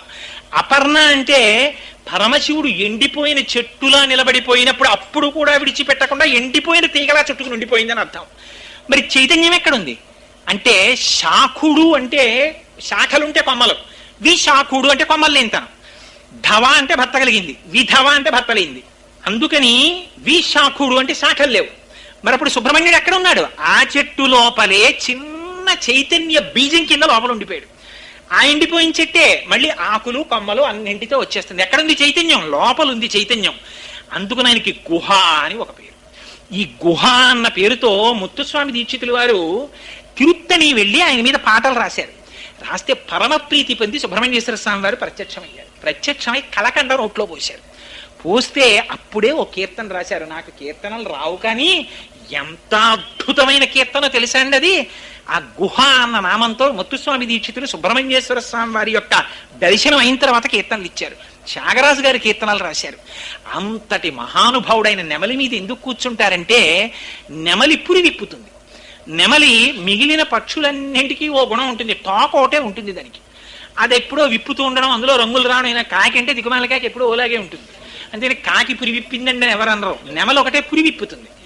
పురి విప్పుతుంది, నాట్యం చేస్తుంది. అదో విచిత్రం. మళ్ళీ ఇందులో సుబ్రహ్మణ్యేశ్వర స్వామి వారు నెమలి మీద కూర్చుంటారంటే అర్థం ఏమిటో తెలుసా అండి? కాలం ఎప్పుడూ ఒకలాగే కనపడుతుంది.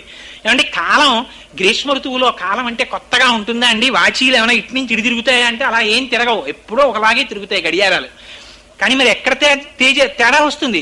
అగ్ని ముఖంబు పరాపరాత్మకమాత్మ కాలంబు గతి రత్నగర్భ పదము శ్వసనంబు నీ యూర్పు రసన జలేషుండు దిశలు కర్ణంబులు దివము నాభి సూర్యుండు కర్ణులు శుక్లంబు శలిలంబు జఠరంబు చలదులు చదలు శరము సర్వౌషధులు రోమచయము శల్యంబులు అద్రులు మానసం అమృతకరుండు ఛందములు ధాతువులు ధర్మసమితి హృదయము ఆస్యపంచకముపనిషద్ ఆహ్వయంబైన నీరూపు సరసత్వమై శివాఖ్యయై స్వయం జ్యోతి అయి ఒప్పు ఆజ్యమగుచు అంటారు.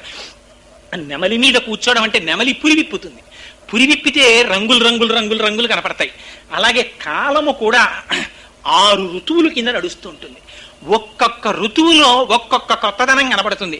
ఒక ఋతువులో చెట్లు ఆకులన్నీ రాల్చేస్తాయి, ఒక ఋతువులో చెట్లన్నీ చిగర్చేస్తాయి, ఒక ఋతువులో మంచు పడుతుంటుంది, ఒక ఋతువులో అపారమైన చెమట పట్టేస్తుంటుంది, ఒక ఋతువులో వర్షం పడుతూ ఉంటుంది, ఒక ఋతువులో ఎండిపోతుంది. ఇన్ని రంగులు, ఇన్ని మార్పులు ఎక్కడి నుంచి వచ్చాయి? ఒక కాలంలోంచే ఉంటాయి. ఒక నెమలిలోనే అప్పుడు విప్పేటప్పటికి ఇన్ని రంగులు కనపడతాయి. అంటే కాలమనేటటువంటి నెమలి ఆయన స్వాధీనంలో ఉంటుంది. మనమందరం కాలగతులం అయిపోతాం. అంటే కాలములో పుట్టి కాలములో పడిపోతాం. ఎప్పుడు పుట్టాడండి కోటేశ్వరరావు? 14/7/1959. ఒకనాడు ఈ శరీరం పడిపోతుంది. పడిపోయిన తర్వాత వీడిలో ఫోటో ఎక్కుతుంది గోడ మీదకి. అప్పుడు మా అబ్బాయి దాని పక్కన ఇంకొకటి రాసి ఓ డేట్ వేస్తాడు. అలా. కానీ ఇవన్నీ ఎప్పుడు వచ్చాయి? కాలంలో వచ్చాయి, కాలంలో వెళ్ళిపోతున్నాయి. అది కాలములో వచ్చి కాలములో వెళ్ళిపోయేది కాదు, అది ఎప్పుడూ ఉండే తత్వం. అందుకని పార్వతీ పరమేశ్వరుల పుత్రుడు. పార్వతీ పరమేశ్వరులు ఒకనాడు ఉండి ఒకనాడు వెళ్ళిపోయిన వారు కాదు. మరి సుబ్రహ్మణ్యుడు ఎప్పుడో వచ్చాడు కదండి. అంటే రహస్యం ఎక్కడుంది? మెరుపు ఎక్కడుంది? మబ్బులోనే ఉంది. మబ్బులో లేని మెరుపు ఎక్కడి నుంచి వచ్చింది? కానీ 2 మబ్బులు దగ్గరికి రావాలి. సౌదామిని అంటారు. నీలి ఆకాశం మీద 2 నల్లటి మబ్బులు వచ్చి తగిలికున్నాయి అనుకోండి, ఒకదాన్నొకటి, మధ్యలో పెద్ద మెరుపు వస్తుంది. ఈ మెరుపు శక్తి. దీని జ్ఞాన ప్రకాశంలో మీకు అన్ని వస్తువులు కనపడతాయి. అలా పార్వతీ పరమేశ్వరుల యొక్క సమాగమంలో జ్ఞానశక్తి ఆవిర్భవించింది. అది సుబ్రహ్మణ్యుడు. ఆయన చేతిలో శక్తి ఉంది. ఏమిటా శక్తి? శూలాయుధం. అదే ఇచ్ఛాశక్తి, జ్ఞానశక్తి, క్రియాశక్తి. ఆయన పాదములు పట్టుకున్న వాడికి అన్ని శక్తులు వచ్చేస్తాయి. అందుకని సుబ్రహ్మణ్య ఆరాధన గొప్ప ఆరాధన. అందుకని ఆయన చేతిలో శూలం పట్టుకుంటారు. మరి నెమలి కాళ్ళ కింద పావేమిటి? పాము అంటే 2 అర్థాలు ఉంటాయి. ఒక పాము ఊర్ధ్వముఖంగా ఉంటుంది, ఇది పైకెక్కుతూ ఉంటుంది. ఇలా ఉంటాయి పాములు. కొన్ని పాములు కిందకుంటాయి. కిందకున్న పాము అధోముఖంగా వీర్యం పోవడం. వృషాకృత్వా గోత్రస్కలనమధవైలక్షితమితం లలాటే భర్తారం చరణకమలే తడయతితే చిరాదంత శల్యదహన కృతమున్మూలితవత తులా కోటిక్వాణై కిలికిలితమిషానరిపుణ అంటారు సౌందర్యలహరిలో శంకరాచార్యులు వారు. యోగరహస్యం చెప్తూ కేవలం సంసారమునందు వీర్యభ్రష్టుడైనటువంటి వాడు రేతపతనాన్ని పొందుతుంటాడు, తేజస్సు పోగొట్టుకుంటాడు. ఊర్ధ్వరేతస్కుడైనటువంటి వాడు బ్రహ్మాన్ని పొందుతుంటాడు. అందుకని నెమలి కాళ్ళ కింద పడిపోయినటువంటి పాము బ్రహ్మజ్ఞానములకు కింద పడిపోయినటువంటి సంసారం. వాడు సంసారమునందు మగ్నుడు కాడు. మరి వల్లి దేవసేన వీళ్ళిద్దరెవరు? భార్యల కింద చెప్తారు. కానీ వల్లి అంటే కుండలిని శక్తి. 3.5 చుట్ల చుట్టుకుని మనందరికీ మూలాధారం దగ్గర కుండలిని శక్తి పడుకుంటుంది. పడుకుని ఆ తోక తల కలిపేసి పడుకుని ఉంటుంది. దాన్ని ఎవ్వరూ లేపకూడదు కూడా, గురువుల అనుగ్రహం లేకుండా. దాన్ని లేపితే ఆ పాము పైకెక్కుతుంది. అది ఆశాంతం అంటారు. ఆశాంతం అంటే ఆధార చక్రం దగ్గర నుంచి సహస్రార చక్రం వరకు వెడుతుంది. అదే శంకరాచార్యులు వారు సౌందర్యలహరిలో చెప్తారు. మహీం మూలాధారే కమపి మణిపూరే హుతవహం స్థితం స్వాధిష్టానే హృదయమపి అని ఆ ఒక్కొక్క చక్రం దాటుతూ షట్చక్రాల్ని భేదనం చేసుకుంటూ సహస్రారంలోకి వెళ్ళిపోతుంది. అలా సహస్రారంలోకి వెళ్ళిపోయేటటువంటి తేజస్సు సంసారమునందు అధోముఖమైనటువంటి రేతస్సు కన్నా భిన్నం. అందుకని నెమలి కాళ్ల కింద పడిపోయినటువంటి పాము మూర్ధరేతస్కుడై బ్రహ్మజ్ఞానమును పొంది బ్రహ్మముగా నిలబడినటువంటి షణ్ముఖుణ్ణి చూపిస్తుంది. రెండవది దేవసేన. దేవసేన అంటే సాక్షాత్తుగా దేవతల యొక్క సైన్యమునకంతటికీ కూడా ఆయన ఆధ్యక్షమును వహించారు. వహించి దేవతలకి విజయాన్ని తీసుకొచ్చారు. లోపల ఆంతరంగా చూస్తే ఇక్కడే రాక్షస గుణాలుంటాయి, ఇక్కడే దేవతా గుణాలుంటాయి. రెండింటికి పోరాటం జరుగుతుంటుంది. జరుగుతున్నప్పుడు ఒక్కొక్కసారి దేవతా గుణాలు పెరుగుతాయి, ఒక్కొక్కసారి రాక్షస గుణాలు గెలుస్తాయి. ఇది పైకి వినపడదండి, ఇవన్నీ ఇక్కడ జరిగిపోతుంటాయి. ఏదో 100 రూపాయలు రాకూడని రీతిలో వస్తుంది. ఎందుకురా అనవసరం, మనకి ఏం లోటు, పరమేశ్వరుడు ఏమీ లేదు, పుచ్చుకోకుంటుంది దేవతాగుణం. ఏమిటో నువ్వు పుచ్చుకోకపోతే మాత్రం అది ఉండిపోతుందా? పుచ్చుకునే వాళ్ళు ఎవరో పుచ్చేసుకుంటారు. సిరిదా వచ్చిన మోకాలు అడ్డుతావా, ఎంత మూర్ఖత్వం, పుచ్చుకో అంటుంది రాక్షస గుణం. పుచ్చుకుంటాడు, ఏమయ్యాడు, రాక్షస గుణానికి లొంగాడు. అయ్యయ్యో పుచ్చుకున్నానే అని దాన్ని సత్కార్యానికి వినియోగిస్తాడు. ఇప్పుడు ఏమైంది, దేవతా గుణం నెగ్గింది. అందుకని అమ్మవారికి ఏం బలి ఇవ్వాలి, ఓ పిల్లిని బలిచ్చేయి, ఓ గొర్రెని బలిచ్చేయి, ఓ దున్నపోతుని బలిచ్చేయి అంటారు. ఇవన్నీ బలిచ్చేయి అంటే నిజంగా వాటిని తీసుకొచ్చి చంపేసేయమనే? అది కాదు. గొర్రె అంటే మూర్ఖత్వం, పిల్లి అంటే దొంగతనం, మేక అంటే పిరికితనం, దున్నపోతంటే మోహం. ఈ 4గింటిని తీసుకెళ్లి విడిచిపెట్టేశాయి. ఇవి ఎక్కడి నుంచి విడిచిపెడతారు? మీరు విడిచిపెట్టలేరు. లోపల దేవతాగుణముల యొక్క శక్తి పెరిగితే రాక్షస గుణములు ఓడిపోతాయి. దేవతాగుణములు పెరిగి పోరాటం చేయాలంటే నాయకుడు కావాలి. ఆ నాయకుడు ఎవరు? సుబ్రహ్మణ్యుడు. ఆయన పాదములు పట్టుకుంటే లోపల సాత్వికమైనటువంటి గుణములు పెరుగుతాయి, రాక్షసీ గుణములు తరిగిపోతాయి. అదే బ్రాహ్మణ్య శక్తే పరమశివుని యొక్క స్వరూపంగా చెప్తారు. సూర్యుడు, గాయత్రి, అగ్నిహోత్రం. ఆయన పావకి, అగ్నిపుత్రుడు. అందుకని అపారమైనటువంటి తేజస్సు వచ్చింది. తాను చెప్పినటువంటి మాట సత్యం అవుతుంది. అదే చేతిలో పట్టుకున్నటువంటి శూలమనబడేటటువంటి శక్తి. అందుకే ఆ సుబ్రహ్మణ్యారాధన ఎక్కడ చేస్తారో అక్కడక్కడ జరిగేటటువంటి మహోపకారం ఏమిటంటే వంశం నిలబడుతుంది. కారణం ఏమిటి అంటే సుబ్రహ్మణ్యేశ్వర స్వామి వారి సహస్రనామావళిలో మాత్రం ఒక గొప్ప నామం ఉంది, వంశకరాయ నమః అని పేరు ఆయనకి. వంశము నిలబడాలి అంటే సుబ్రహ్మణ్యేశ్వర స్వామి వారి యొక్క అనుగ్రహం కలగాలి. ఆశ్చర్యం ఏమిటంటే ఎవరికైనా సంతానం కలగకపోతే చెప్పేటటువంటి సాధారణమైనటువంటి దోషం కూడా సుబ్రహ్మణ్య సంబంధమైనటువంటి దోషాన్ని చెప్తారు. సరే, ఆయన మళ్ళీ పావుగా నేల మీద కొన్నాళ్ళు తిరిగారన్నారు. దాన్ని ఎందుకు తిరిగారంటే మళ్ళీ వామన పురాణంలో దానికి ఒక రహస్యం చెప్పారు. ఒకసారి బ్రహ్మగారిని అధిక్షేపించారు, అందుకని కొన్నాళ్ళు బాధపడడానికి పావుగా భూమి మీద ఉన్నారని. ఇప్పటికీ కూడా దేవతా సర్పాలని కొన్ని సర్పాలు ఇప్పటికీ సుబ్రహ్మణ్య స్వరూపంగా ఆరాధనను అందుకుంటున్నటువంటి క్షేత్రాలు ఉన్నాయి. ఎక్కడో కాదండి, మన కాకినాడకి కూతవేటు దూరంలో ఉంది అటువంటి క్షేత్రం. మీలో చాలా మందికి తెలిసే ఉంటుంది, పాముల మల్లవరం అని చెప్పి చేబ్రోలుకి కుడిపక్కకి విడితే ఉంది. అక్కడ ఇప్పటికీ మా పూజా మందిరంలో ఉంది. నేను అది శరీరంతో ఉండగా దర్శనం చేసే అదృష్టాన్ని పొందలేదు. కానీ ఇంతలావు త్రాచుపం, ఇంత పెద్ద పడగ విప్పి ఉంటుంది. అది ఎక్కడి నుంచి వచ్చిందో తెలియదు. శివలింగాన్ని చుట్టుకుని ఉండేది. ఆ శివలింగాన్ని విడిచి ఎదురుగుండా ఉన్న సరోవరంలోకి వెళ్ళి స్నానం చేసేది. మళ్ళీ వచ్చి శివలింగాన్ని చుట్టుకు పడుకునేది. పడుకుంటే అభిషేకం చేసిన పాలు కొంచెం తాగుతూ ఉండేది. ఎవరైనా సంగీత విద్వాంసులు కానీ ఉపన్యాసకులు కానీ వచ్చి ఉపన్యాసం చెప్పినా పాట పాడినా దానికి సంతోషం కలిగితే శివలింగాన్ని విడిచిపెట్టి వచ్చి వాళ్ళ యొక్క మెడలో పూలమాల కింద పడేది తనకి తాని. మళ్ళీ విప్పుకుని వెళ్ళి శివలింగానికి చుట్టుకునేది.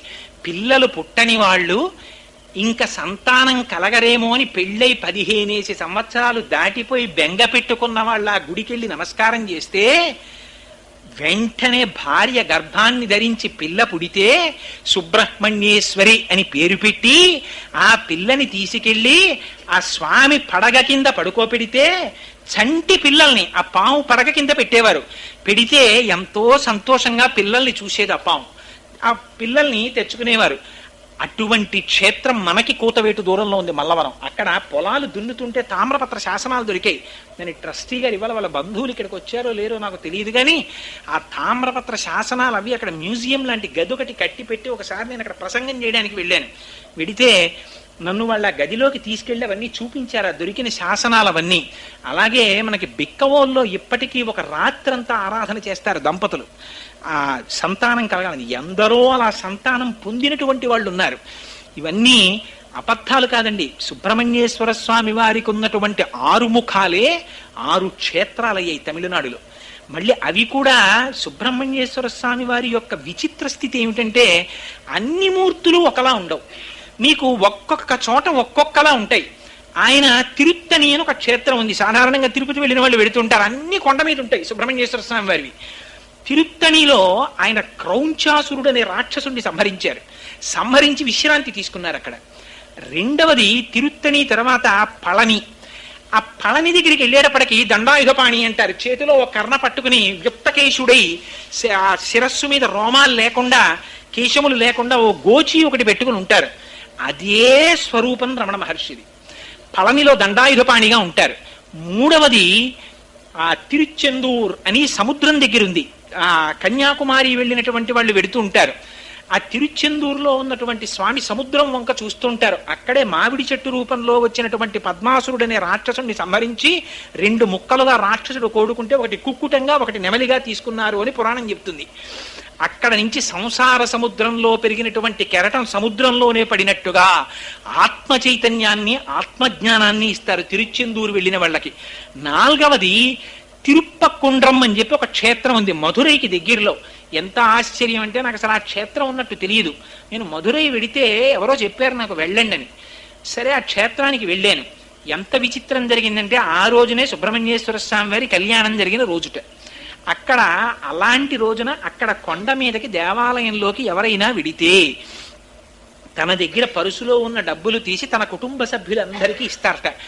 ఆ రోజున అలా సుబ్రహ్మణ్యేశ్వర స్వామి వారి క్షేత్రంలో తన కుటుంబ సభ్యులకి కానుకలిస్తే వాడి ఊపిరి పోయే వరకు వాడి పరుసులోంచి తీసి కానుకలు ఇవ్వగలిగినటువంటి ఆర్థిక పరిపుష్టి వాడికి ఉంటుందిట. అంత శక్తి ఆ క్షేత్రానికి ఉందిట. భగవానుడు నన్ను తీసుకెళ్లి అలా ఇప్పించాడు నాతోటి. అలా అనుకోకుండా వెళ్ళాను నేను. అందుకని తిరుప్పకుండ్రం అన్నది ఒక క్షేత్రం. అలాగే స్వామిమలై అని ఒక క్షేత్రం ఉంది. స్వామిమలై అపారమైన జ్ఞానం. అక్కడ ప్రణవ రహస్యాల్ని పరమశివుడికి చెప్పారు ఆయన. తండ్రి ఎవరి చేతిలో ఓడిపోవాలని కోరుకుంటాడో తెలుసా అండి? కొడుకు చేతిలో ఓడిపోవాలనుకుంటాడు. చిత్రం ఏంటంటే తండ్రికి కొడుకు చేతిలో ఓడిపోతే గొప్ప సన్మానం అది. అందుకని పరమశివుడు అంతటి వాడికి ప్రణవం యొక్క అర్థం తెలుసుకోవలసి వచ్చింది. తెలుసుకోవలసి వస్తే సుబ్రహ్మణ్యేశ్వర స్వామి వారు చెప్తా అన్నారు, చెప్పమన్నారు. కానీ నువ్వు నా దగ్గర ప్రణవం వినాలంటే నువ్వు పైన కూర్చుని నీ కింద కూర్చోకూడదు, నేను గురువుని కాబట్టి నేను పైన కూర్చుంటాను, నువ్వు కింద కూర్చోమన్నారు. అందుకని స్వామిమలైలో పైన ఆయన కూర్చుంటారు, కింద తండ్రి కూర్చుంటారు. కూర్చుని ప్రణవరహస్యాలు విన్నారు. అగస్త్య మహర్షికి అక్కడే ద్రవిడ వ్యాకరణం అంతటినీ నేర్పారు స్కందుడు. అందుకే వారణాసి మహాత్మ్యం అవన్నీ స్కంద పురాణ అంతర్గతమే అయి ఉంటాయి. అది ఒక క్షేత్రం. ఆ తరువాత ఆయన క్రీడాస్థలం అదిగో ఆ అల్ఘర్ కోయిల్ అని చెప్పి ఒక క్షేత్రం ఉంది. అక్కడ స్వామివారి యొక్క క్రీడాస్థలం. ఈ 6 ముఖాలు ఇప్పటికీ కూడా శంకరుల యొక్క సాంప్రదాయంలో పీఠాధిపత్యం స్వీకరించేటటువంటి వారు సర్వసాధారణంగా ఈ 6 ముఖాలుగా ఉన్న సుబ్రహ్మణ్య క్షేత్రాల్ని ముందు పాదచారులై వెళ్ళి దర్శనం చేస్తుంటారు. సాధారణంగా దర్శనం చేసి వస్తుంటారు. ఆ సుబ్రహ్మణ్యుని యొక్క అనుగ్రహం కలిగితే తప్ప యువతల శ్రీ విద్యా సాంప్రదాయంలో కానీ జ్ఞానంలో కానీ వాడొక స్థాయిని పొందలేడు. తమిళనాట అందుకే విశేషమైన సుబ్రహ్మణ్యారాధన చేస్తారు. సుబ్రహ్మణ్యారాధన చేస్తే వచ్చే గొప్ప అదృష్టం ఏమిటో తెలుసా అండి? పార్వతీదేవి సతీదేవిగా ఉన్నప్పుడు శరీరాన్ని దహించేస్తే యోగాగ్నిలో విడిచిపెట్టిన తర్వాత దిగంబరుడై తిరుగుతున్నాడు పరమశివుడు. ఆయన శరీరంలోంచి ఒక స్వేద బిందువు కింద పడింది. ఇది మళ్ళీ శివమహాపురాణాంతర్గతంలోంచి చెప్తున్నాను. కింద పడితే కు అంటే భూమి, జ అంటే పుట్టినవాడు. భూమికి పిల్లవాడు పుట్టాడు ఆ చెమట బిందువులోంచి. దేవతల సృష్టి అంటే బ్రహ్మగారే సృష్టి చెయ్యక్కర్లేదు. దేవతలు రకరకాలుగా సృష్టి చేస్తారు. బ్రహ్మగారికి ఆవలింత వచ్చింది ఒకసారి, ఆవలించి ఇలా అన్నారు, జాంబవంతుడు పుట్టాడు. అందుకని ఒకసారి వినాయకుడు వచ్చి అక్కడ బూడిదని బొమ్మ చేశాడు. గణపతి బొమ్మ చేస్తే బ్రహ్మగారు చూసి భండా అన్నారు వాడిని. వాడు భండాసురుడై పుట్టి కూర్చున్నాడు. గణపతి ఓసారి గడ్డం గోక్కున్నారు, అందులోంచి పెద్ద సృష్టి వచ్చింది. అందుకని దేవతలు అనేక రకాలుగా సృష్టి చేస్తారు. ఆ సృష్టి చేయడంలో ఉన్నటువంటి రహస్యం ఏమిటంటే ఇదిగో అటువంటి సృష్టికి సంబంధించినటువంటి రహస్యమే ఈ క్షేత్రాలకు సంబంధించినటువంటి 6 క్షేత్రాల్లో కూడా ఉంది.